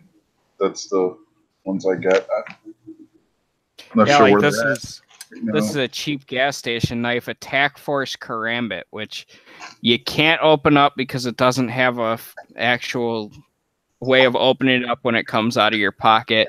It's thicker than hell. It's spring assisted, and the spring wants to beat the hell out of you every time you open it. Just like makes no sense knife, but for $10 you kind of buy it just for as a joke and to remind yourself, like, hey, I could be doing a lot worse when it comes to some of these good knives. Oh yeah, I'd buy super cheap knives for work, just because I'm opening boxes or whatever, and I always have a steel at work, so when they get dull, I can just sharpen them real quick. But I buy like these super cheap for like if you buy like 5 of them, you get them for like $8 a piece or something at gun shows. Plus $9.95 shipping. Thing too. Yeah, and I mean, this one was like $25 at Dick's a couple years ago. Yeah, I actually keep telling myself I'm going to buy myself a nice knife to carry, just a lock back like an everyday carry, and I never do. I got a little Gerber too that my daughter's carrying that right now that I've had for 15 years maybe. Actually, one of the knives is we were speaking about that Ken Onion blur earlier. One of the knives that I like, this is another Ken Onion design. I can't remember off the top of my head what the hell this is called, but this thing, the leak. It's the leak. I have a Skyline somewhere too, but Onions do. Ken Onion does chef's knives and stuff too. I think he works with Shun. Yeah, Shun is who he works with on the kitchen knives. Kershaw is who he does for pocket knives and stuff like that, but I know he does work with some other manufacturers too. Yeah, the funny thing is with his Kershaw knives, the first ones he did were all puns on his last name. The Scallion, the Leak. Right. Yeah. There was another one he did. They were all like members of the Onion family. Yeah. I think the Blur was the only one that wasn't. Yeah. And that one was really popular. Like, one knife that I really want to check out, and that I've owned a couple of them that I like that Kershaw did, is the Emerson and Kershaw, the CQC series. Mm-hmm. I want to actually check out the Emerson made version of it. Now, part of that's because Emerson actually grew up and lived in Wisconsin. That's where he was born and raised. So that's kind of the home thing. Want to try out one of his products. But to be honest, I've seen some of the stuff he makes, and some of them are really cool. And it's definitely not like an EDC blade. And he flat out says he doesn't design his weapons for that, or his knives for that purpose. He designs them as weapons. But I still think it would be kind of something cool to check out. Yeah, and Midnight, if you're looking for a knife that's going to be kind of a good knife and in that price range where it's not going to break the bank, but still going to have like good steel, like VG10 and stuff like that, check out Kaiser. Look at their Vanguard series. You will not be disappointed. They're pretty inexpensive, anywhere from like $70, $80 in that Vanguard series, and they're phenomenal knives for the price too. Yeah. Yeah, I bang them around a lot. I have them in my pocket, at work, and they get used pretty hard. And then it hasn't happened for hasn't happened for a while, but for a little while there, my wife had a pretty nasty habit of borrowing them, putting them in her purse, and I never saw them again. So I think that happened to like 3 of them so far. So I try not to, I don't want to hand her a $50 knife. Or be like, just as bad, like say, let me borrow your knife, and I say no, because then I got a war at the house too. Yeah. My wife kind of do sit in the kitchen. Yeah. What the fuck is going on with this one? Oh, this is another Kershaw that apparently I need to actually take apart because it's spring assisted, but feels like something gunked up in there and it doesn't want to move. Yeah, so I actually, for after the wedding, one thing that I am buying myself is I've always wanted to own either a Chris Reeves or having a brain fart again, or a Hinderer. And I'm either going to pick up one of those after the wedding next year. It's kind of hard when you say, hey, I want to buy myself a $500 knife, just to tell the wife, hey, or the woman, you're going to spend $500. But when you can use the excuse of, hey, I'm going to actually use it to kind of remember the wedding and stuff like that off of it, then she kind of is a little bit more okay with it. Yeah, see, what I'm going to do is I'm going to take it and I'm going to have the wedding date etched into the blade. See, so it'll be a commemorative.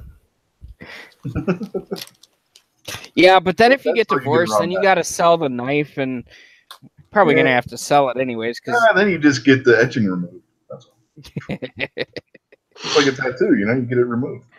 Yeah. Sarge says he saw the CRKT M14 on sale at Wally World. Let's see what that guy looks like.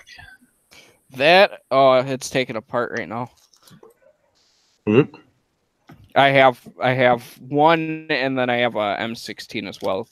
It's essentially this is the M14 SFG. I don't know what the difference is between that and the regular one. That's the sniper version. Yeah. Comes with a little scope that mounts on the spine. It's all black, so it's scary. So at some point, CRKT had between the M16, I think the M14 is technically a little bit bigger than the 16, if I remember right. But CRKT at one point had 70 different versions of the M16 and M14 out there. And it's kind of nuts. Actually, to be honest with you, they're great knives for the price. They're not going to hold an edge that well, but they hold up and they're durable, and you just have to sharpen them and make sure you kind of take care of them. But for the price, they're hard to beat.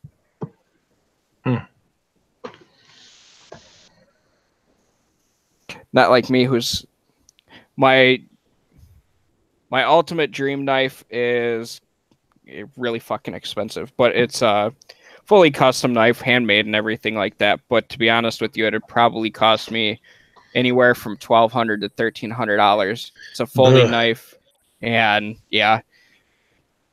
But like, one thing I do need to do is I need to go through, and back when I was actually working in the kitchen as the barbecue place, my chef's knife was really important to care about and take care of. But after that, I kind of sold it once I got out of that business. But now I find myself, I've got some just cheaper chef's knives for in the kitchen at home. I'm missing that nicer one. And I'm kind of starting to get into wanting to try cooking sushi at home. So I definitely need to get a good knife for that, because there's no way in hell I'm going to cook sushi with some of the cheap shit I've got. Well, I mean, it's nice. I mean, it is different. I've never owned one, but when you get into the sushi knives with the single bevel, like it's only beveled on one side, it's pretty cool. It's a little weird to get used to, but that's pretty awesome. But I don't know, man. Like I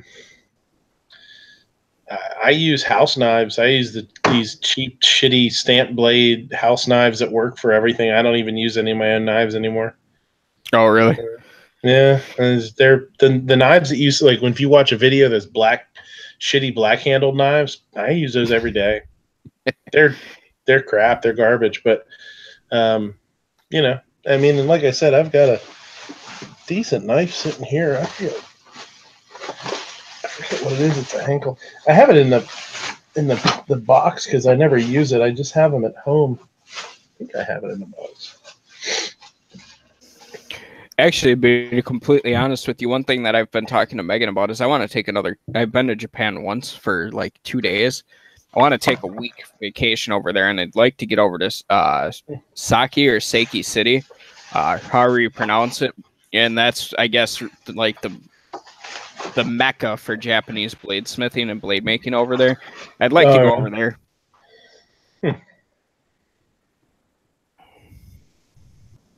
Well, Gentile man, I'm going to go to bed. I have to go to work in the morning. Yeah, So, me too.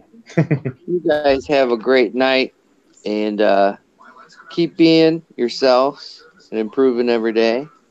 Yeah, what's going on with you? How's everything going? You got anything to promote? Got anything going on? Nah, I am going to drop a video with my 1911 that I bought tomorrow, and you can see how piss poor I shot with that thing. Because I'm not used to great triggers because I own a bunch of crappy guns. But no, that'll be coming out tomorrow. Anything else? Oh, do this for me. If you have like a day or two off in a row, just randomly at night. But okay. Just randomly go at night and look around YouTube for live chats. I did that the other night. Oh my God, so many weird chats out there, and it's hilarious watching them. Yeah, it Go is. do it. And you know what's really funny is I was thinking about that yesterday when it was real late and Land Run popped up out of nowhere with a chat. And I was thinking like all the features that YouTube does and whatnot, they should have a spot that you can go to that just has a listing of live chats that are happening. The last time I heard somebody say something about a spot, Ric Flair ended up with a cage upside his head about 10 times. You got to be careful with that. What the hell are you talking about? Ellis I bet Sarge knows what I'm talking about. A spot. Spot the dog? No. Ellis, you and your damn wrestling. Well, Arn Anderson was trying to give Kurt Hennig his spot. Kurt Hennig ended up beating the shit out of Ric Flair. Yeah, shit happens. Yeah. Don't start nothing, won't be nothing, they say. Did the goat finally say yes to Outlaw and he's starting to have some hallucinations over there or what? No. You ate some special mushrooms. Delicious. Ellis woke up. He was dreaming about wrestling. He hears the word spot. He thinks we're talking wrestling. Okay, come on. It makes sense. It does. It makes sense. It's okay. But that's, I was thinking absolutely has nothing to do with the other. Because honestly, I would think, I don't know, man, if you are,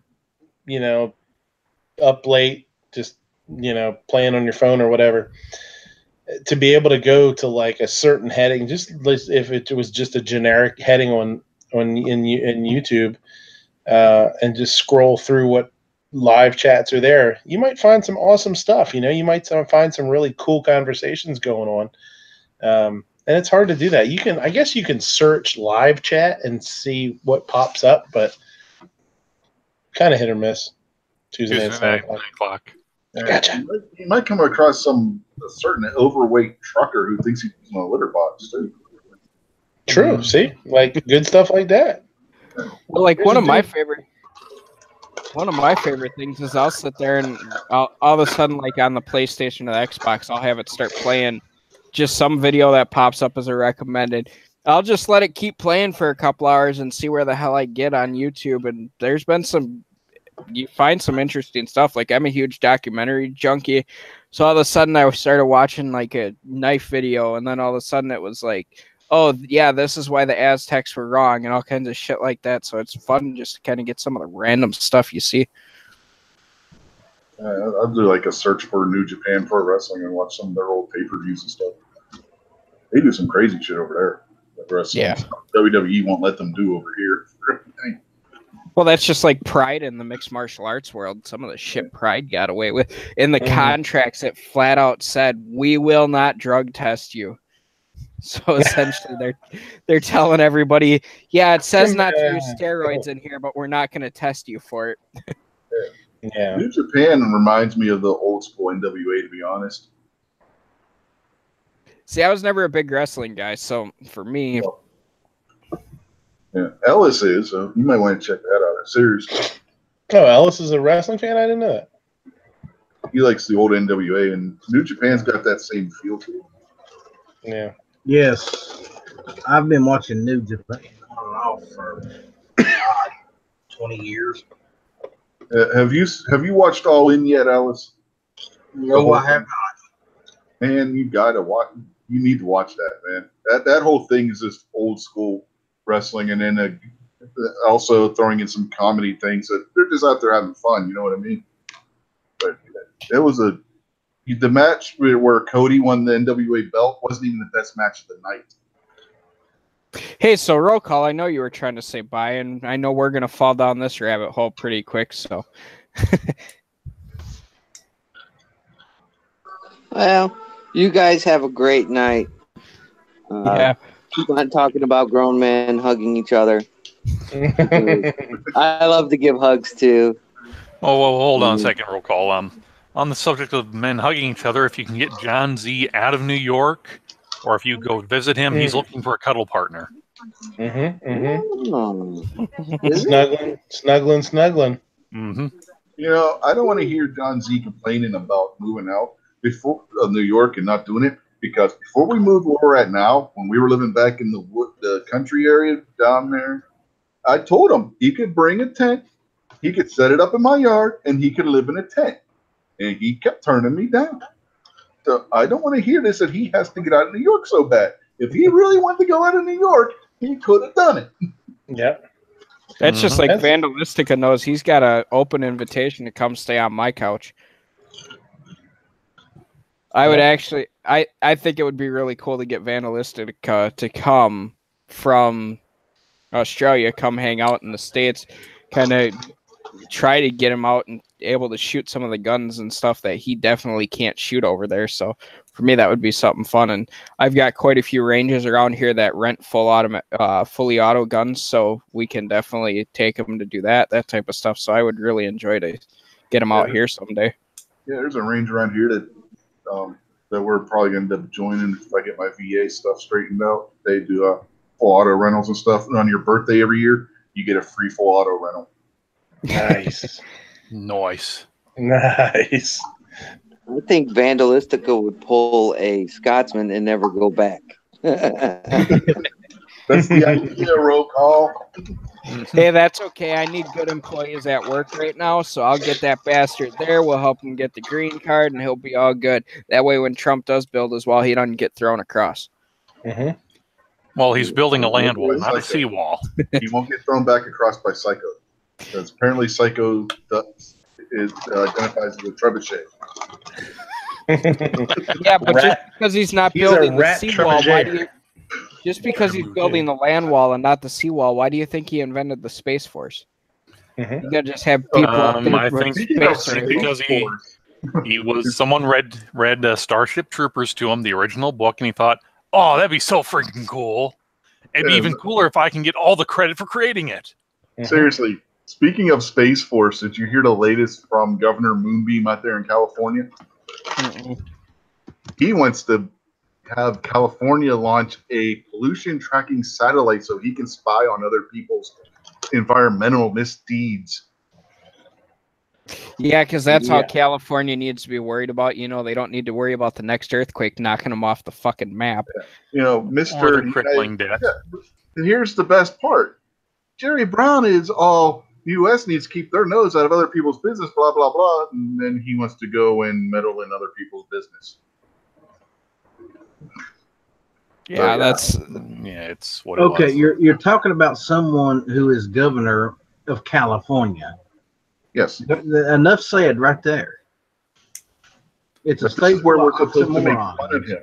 Because remember, if you guys know the history of how he got the name Moonbeam, He wanted to build a satellite when he was governor of California in the 70s.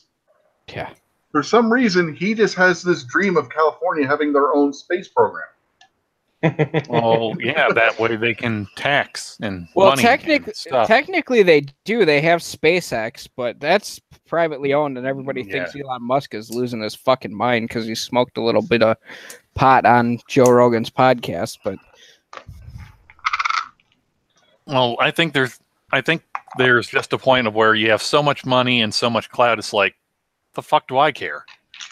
Yeah. Well, yeah, it's one of those things. It's like the dude I am runs fucking one-man NASA, bitch. Yeah, exactly. He runs 3 successful companies, on the board of others, does philanthropy work, and fucking actually designs shit. Like, if the guy wants to chill out by smoking some weed, fine. And yeah, he said some stupid shit. That's not a bad idea, but has he really done anything that's that horrible? Or done anything that was that bad? I don't see how his tweet saying I'm considering going public was trying to mislead his investors. And so I'm still confused on that one and how he's getting put under investigation for that. Well, it's a billion. You got billions of dollars kind of flowing into something. Yeah. People are going to question that kind of tweet. Yeah. Yeah, the SEC is not going to take favorably to that.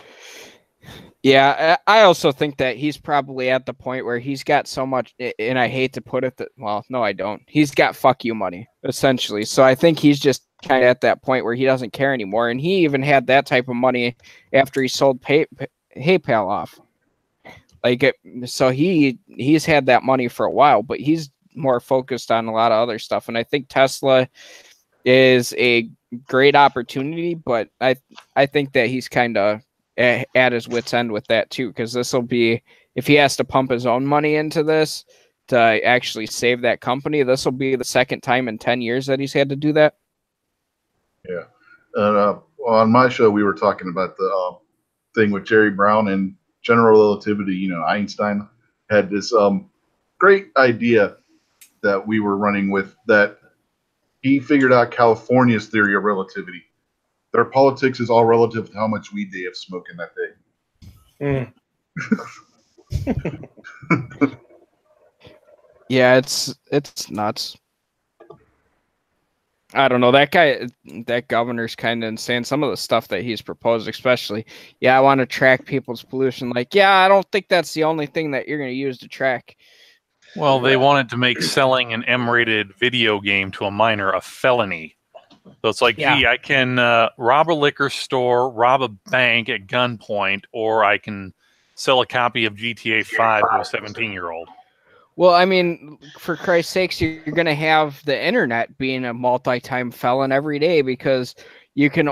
And I was thinking about this at the movie theater. I'm like, I wonder how long it's going to be until some parent gets upset because their kid goes and sees a rated R movie because all they had to do was order the tickets online, pick them up at the little kiosk, and walk in. Because I had went and seen Predator, and I'm like, I didn't even have to show an ID, or no one even asked me. All I had to do was print the ticket and hand it to somebody. Well, it's one of those things where they're assuming, oh, you bought this online, therefore you have a credit card, therefore you should be over 18, or it could just be a receding hairline. Yeah, or else the thing with me is, like, I just think back to it when I was like, first time I had a checking account, I was like 14 years old because I started working at that age. You need a credit card, you just need a debit card. Yeah. Yeah. You don't even need that. You could buy one at the grocery store. You can buy one of the Visa cards or whatever. Yeah, prepaid. No, it's easier than that, dude. Everybody has a PayPal account. All you got to is link that PayPal account to whatever you're buying your tickets from. There you go. Yeah. But then again, how many people have actually been carded or checked or seen people checking IDs for an R-rated movie? You don't, because it's not actually the law. No. In Wisconsin, I know they used to be really strict on it. I remember one time I went we were in Illinois. I went with my uncle down to see one of his ex-girlfriends who lived down in Moline, Illinois, and we all went, like 5 or 6 of us, to go see a movie, and I was the only one that was under 18. I think I was like 14, 15 years old at the time. And the lady would not let anybody into the theater unless someone over the age of 26 at the time showed their driver's license. It's like, what the hell's going on here? The only ratings that are strictly enforced by law are X or higher. Even NC-17 isn't really restricted by law. Well, it's not restricted by law, but no picture chain will show an NC-17 film. Yeah. Well, that's not true. Showgirls was NC-17 when it came out. Yeah, so was Conan when it first came out. Or was Conan X? I forget.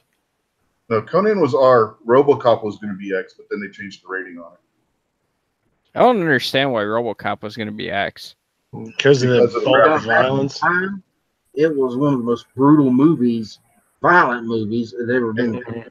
Especially the beginning where they're shooting them up with the shotguns and whatnot. Yeah. Yeah. And now it's shown on the Disney Channel. Fun for all ages. RoboCop on the Disney Channel. What version of Disney you got? No, Disney it's just a saying. I don't know. Like, back in the day it was so bad, so horrible, and yeah, now it's on public television. Yeah.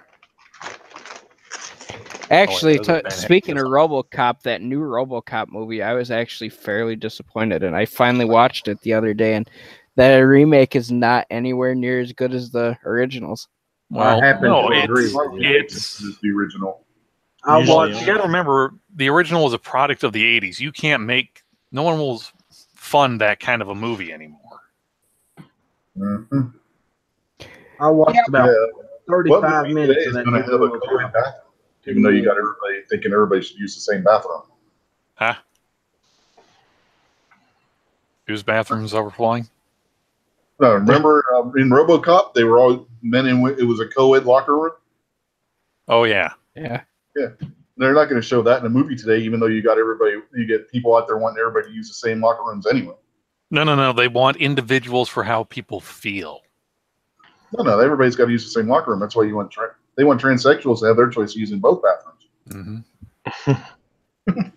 Well, just think of it. Well, Starship Troopers, same thing. Mm-hmm. Yeah.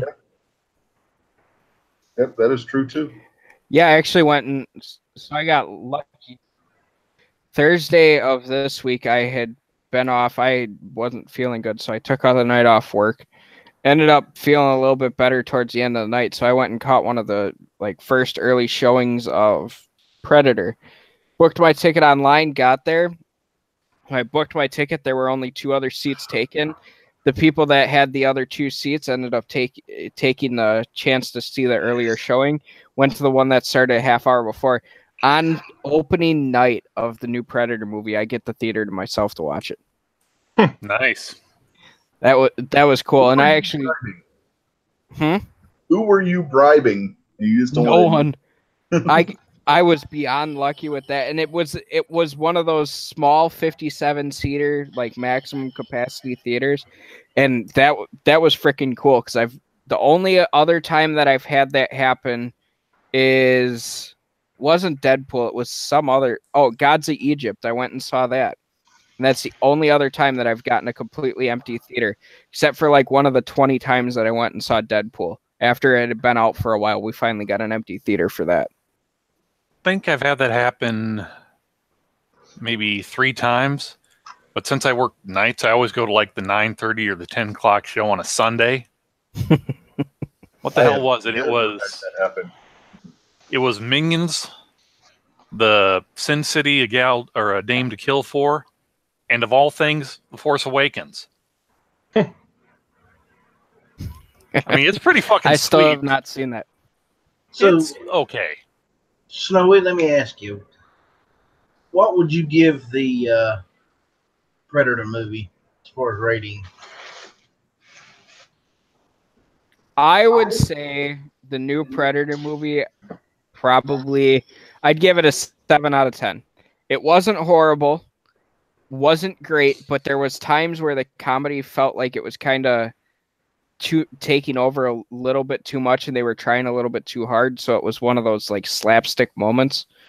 But it was actually pretty good. The ending is kind of an interesting setup for the future movies because this is actually supposed to be another trilogy.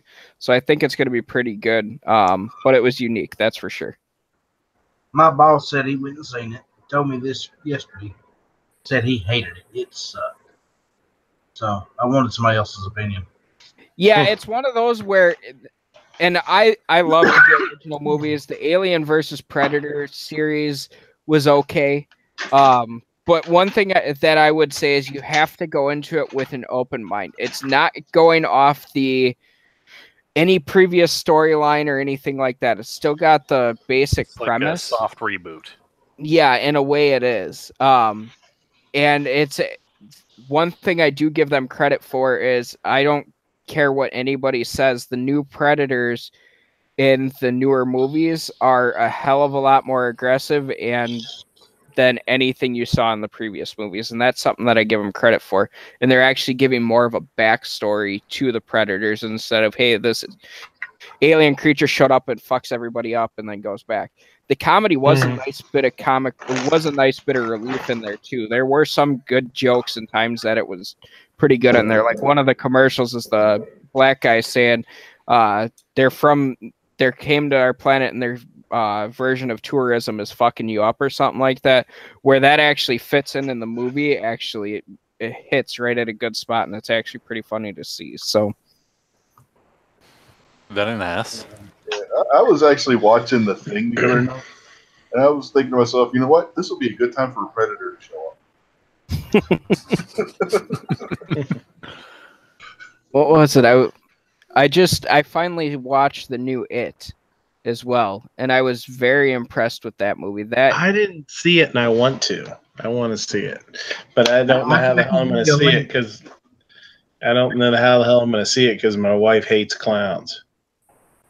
That's the same thing with Megan. So there's 2 tattoos that I actually want to get, but one of them she has flat out said, I will fucking leave you if you get it. I want to get the new version of It tattooed on one of my arms because the new version looks a hell of a lot better than the original, and they made it a lot more badass. Yeah, Pennywise is like one of my favorite kind of horror film characters. And then the other one that I want to get is the Joker, because the Joker to me is the best comedy villain. Or which version? Which version? If we're talking about the cinematic, like the Please don't say Heath Ledger. Please don't say Heath Ledger. Why? Heath Ledger is not a good Joker. I'm sorry. I don't care what anybody says. He was not good as the Joker. Actually, I liked him as the Joker. Not that I think he was the best option as the Joker or has ever been the best iteration. No. That asswipe in Batman v Superman, who they originally cast for the Riddler, but then made Lex Luthor. Yeah, Jesse Eisenberg. Eisenberg. I fucking hate that guy. You know, there actually was a Lex Luthor that they were basing his character off of. When you go around the time of when Superman comes back from the dead, Lex Luthor is a clone of Lex Luthor, not the real Lex Luthor, and he was like the Jesse Eisenberg character in that movie. Actually, to be completely honest with you, when I think of the Joker, one of the best performances I've seen is actually in the Batman Arkham Asylum video games. Mark Hamill. The best is Mark Hamill, you know, Batman animated series Joker. Yeah, and to me that'll always be like the kind of quintessential. You know who my second favorite Joker is? Honestly, the only one to have a mustache. Caesar Romero. Yeah, Caesar Romero. You know, I saw a thing. I saw a thing with him, and they said they tried to get him to shave the mustache, but he said it was refused. He absolutely refused to do it. He said that was just put grease paint over it. It was his calling card. I mean, if you look, he always had that mustache. Yeah, he said they wanted him to shave the mustache. He said, "No, if you have to shave the mustache, I won't do the part." Quit. And Okay, actually, so since we're on this Batman tangent, let me pick your guys' brains for a second. All right, now we can agree that Batman v Superman was trying to be Too much? kind of trying to fit. No, it was kind of trying to fit the Dark Knight Returns, but like they're meeting for the first time bullshit together. They put too much in there. If they would have just had the whole thing where it was just Superman versus Batman, and then left it at that, and then maybe had another movie later where they got into the whole thing with Lex Luthor, and then later on did the whole Death of Superman thing, would have been fine. They tried squishing it all together at one time, and it just didn't work. Okay, That well, movie here's my pisses question. me off because they ended up fucking up Doomsday so damn bad. Yeah, and what I don't get is why would you do the Death of Superman angle at the end of that movie and then have Justice League come out like a year later? It made no sense. Okay, so here's the question I was getting to. Okay, let's say the DC Extended Universe just decided to say, you know what, that doesn't exist anymore. And they went with, and they were to do an actual live action Dark Knight Returns, but we bring back Michael Keaton as old Batman. And Yeah, then somebody was saying that instead last of week. doing instead of bringing kind of thing. that would be what the hell's his name? I forgot. Terry McGinnis.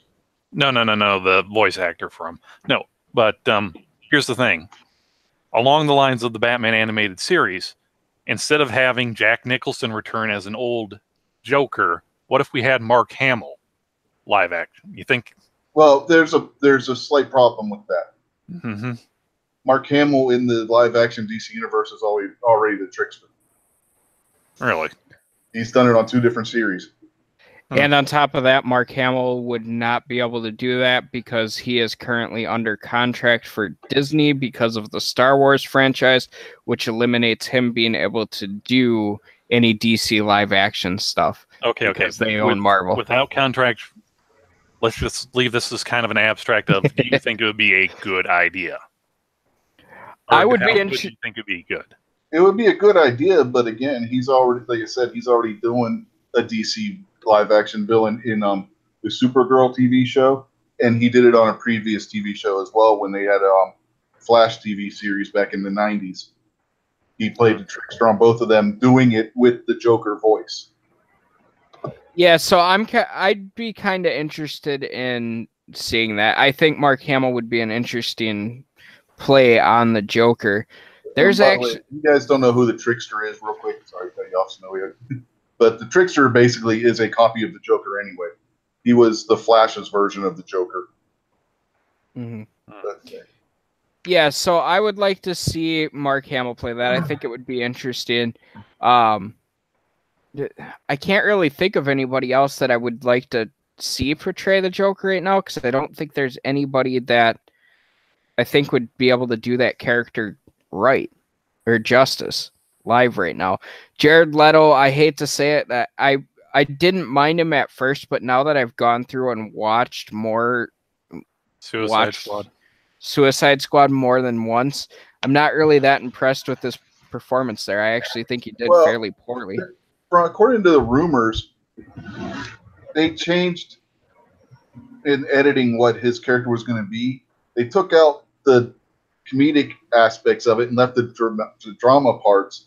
And he was supposed to have a bigger part in the movie towards the end of it too. Him and Harley Quinn were supposed to be the big bads at the end of the movie originally, but then they changed it to where it was that guy and his sister kind of thing. Yeah, cleared it all up. Are they doing like a Joker and Harley movie now? They're supposed to be doing a Joker solo film. However, it's supposed to be completely separated from the DC extended universe. So it's supposed to be like in a completely different timeline, which could be interesting. Joker Begins. Yeah, it's gonna be interesting to see how they do that. But then again, they would have a hard time doing kind of a Joker Begins because off of what show is that? Gotham. They're supposed to have kind of like the origin story displaying in that. Well, they already have. Yeah. Gotham already has gone down that road. And next season is going to be the last season, and Bruce is already starting to turn into Batman in the series too. I don't know. This But doesn't the seem. guy they got playing the Joker, he's good at it. I like the guy they got playing the Joker on the series. Yeah. He actually played twins, where each of them had different aspects of the Joker. But the one twin ended up getting killed, and when he got killed, he turned the good twin into a bad twin through the Joker toxin stuff. Twins like Danny DeVito and Arnold Schwarzenegger? No. They were supposed to be identical twins.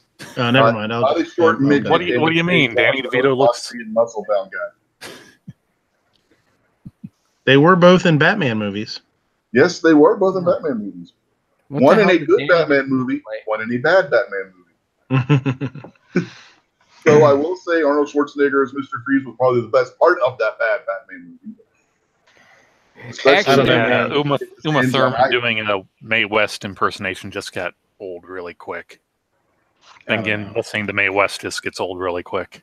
Trying to pack as many one-liners into Schwarzenegger's dialogue was pretty bad.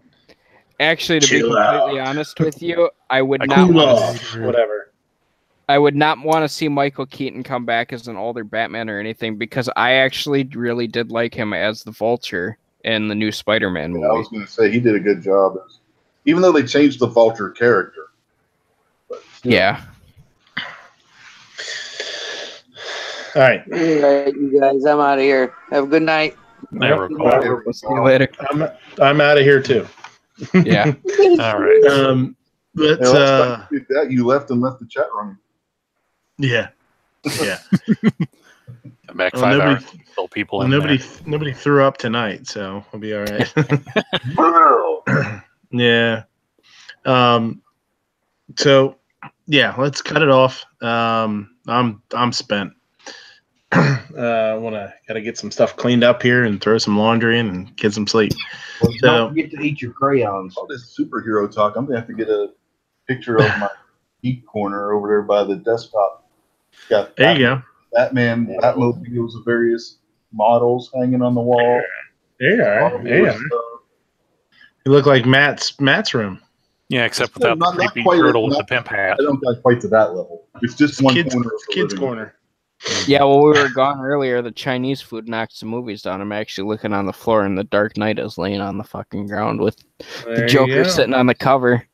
Yeah, there you go. I got the original Batmobile from the Adam West series. I got the Batmobile from the Michael Keaton movies. I got the Penguin's duck car from the Batman. Oh yeah, movie. Yeah. And the Humvee looking Batmobile from the newest Batman movies. The Tumbler. Yeah. And actually, on the other wall, I got littler matchboxes of various Batmobiles, including the Batman, the Brave, and the Bold Batmobile. Then across the top above Marvel Comics poster, I have the Flintstones car, the Mustang Fastback from Diamonds Are Forever, the Edsel from American Graffiti, and then the Simpsons car. And then going down the side, beside that Marvel poster, you got Darth Vader's TIE Fighter. TIE Advance X1. A Rocket Raccoon little Hot Wheels car. It's about this big. I mean, the thing is tiny, but it's sweet looking. And then underneath that, the ship from the cartoon that was on Disney Channel, Star Wars one, Star Wars Rebels, their ship.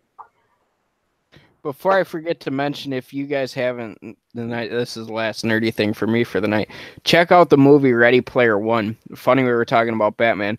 The original Batmobile with just the red bat logos painted on the doors makes a little bit of a feature in that movie. That is a damn good movie too, by the way.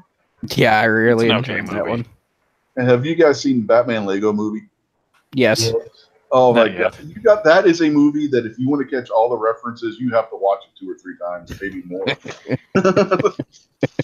Especially when they're going through the closet with all the costumes that are spinning around on the rack. All right. So you guys have anything to? Nope. I was going to say, you guys have anything to plug? Yeah, anything going on? Outlaw, you guys doing a wrestling chat soon? Oh, we did one a couple weeks back. Mm-hmm. No, don't have anything planned. Honestly, You and Sarge, I mean? we're That was last week, right? Yeah, we're basically just working on getting some guests lined up. Some, some of the guys that we used to watch on TV. So we'll see how that works. That's cool. I actually sent an email to Nikita Koloff of all people. See if I can get him on for an interview. That would be cool. It'd be cool to talk to any of those old timers, man. Just like to ask them what it was like, just to Nikita's one of those guys that he actually got into the whole kayfabe thing. In case you don't know, kayfabe is the inside term for keeping it in character, essentially.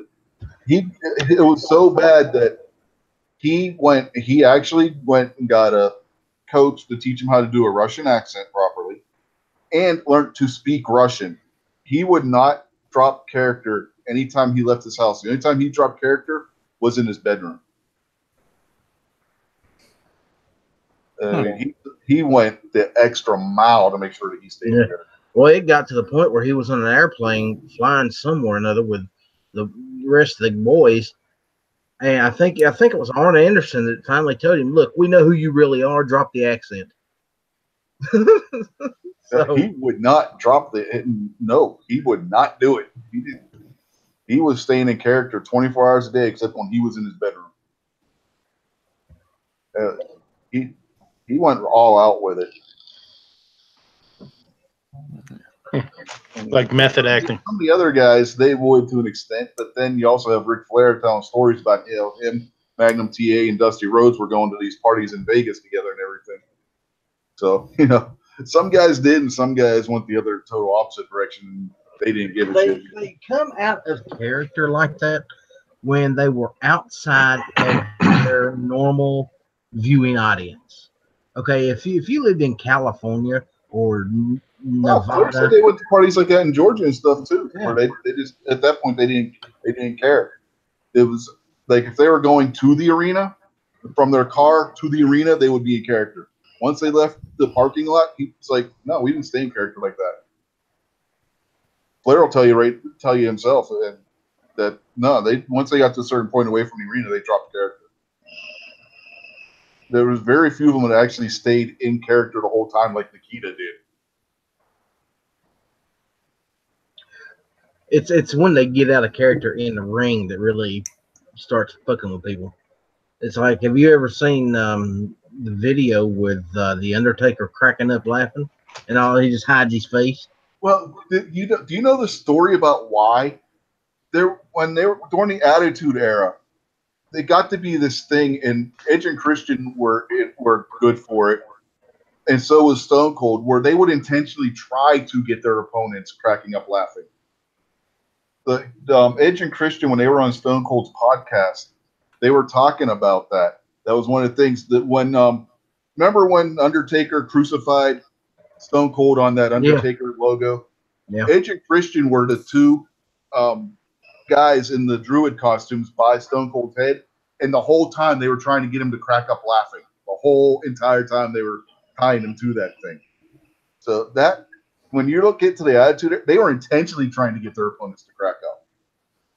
And it wasn't just them. It was everybody. Everybody in the locker room was trying to get everybody to break character as a practical joke kind of thing. And Undertaker is one of those guys that he is in character. As soon as he walks out that apron, he's in character. They have tried for years, and very few have actually successfully got him to the point where, okay, he's broke character. We got him. He's a big gun collector too. I didn't know that. You didn't see the pictures on his Instagram of massive gun safe Michelle McCool got them for their anniversary? Oh. All right, guys, I gotta get going. He has a hell of a collection. All right, later, Snowy. Yeah, we'll see. Yeah, see you, buddy. Right. Thanks. See you, buddy. All right. So, Ape, let her rip. Let's get the hell out of here, yeah? all right. Now that we've got you all primed with Geek Chat, you're going to have to stay around for Mr. Matt's on Monday night. But yeah, quick shameless plug. segue. Check my Instagram out. Yeah, right. Check out my Instagram. You'll see that I got a new little project to sink my time into. So, all right. Shameless self-promoting aside, ladies, gentlemen, and Jonases of all ages, thank you for watching Midnight Range TM's The Closer. Be sure to check out gunchannels.com for more Pro 2A content. Now, stay tuned for your website's van chat live on the road. Also, keep an ear out for Black Cat Outdoors, Lunchbox, and Lunchtime and Litterbox chats. I still fucked that up, so. Anyway, our Gun Channel's Monday night programming at 8 p.m. Eastern, it's Clover Tax, MOA Monday, and Hawaii Volcano Squads locked and loaded. At 9 p.m. Eastern, it's Never Enough Ammo, a.k.a. Mr. Matt's Guns and Geeks podcast, The Weekend Geek. At 11 p.m. Eastern, it's the Outlaw Hatfield's Monday Night Shootout. And every weeknight at midnight Eastern, it's a newly retooled daily gun show. Remember to be on the lookout for Ellis the Degenerate, a.k.a. the Outlaw Hatfield's Late Night with the Outlaw. Also, check out guntube.org as a free and unrestricted Pro 2A video platform. If you like what you see, go over to Patreon and help them pay the bills. Check out 247gunshow.com. It's free to show. It's free to sell for gunchannel.com members, and anyone can buy. And for cool and unique 2A swag, go over to gearwebsites.com. And remember, a hot dog is a sandwich, a Slim Jim is candy, and keep your guns hurled and your chambers loaded. And Walmart will verify that Slim Jims are candy because they have them in the candy aisle. That's have true. Them on the candy rack. If it's on Instagram, it's true. Remember that. If it's on Wikipedia, it's extra true. Extra true. Extra doubly true. Mm-hmm.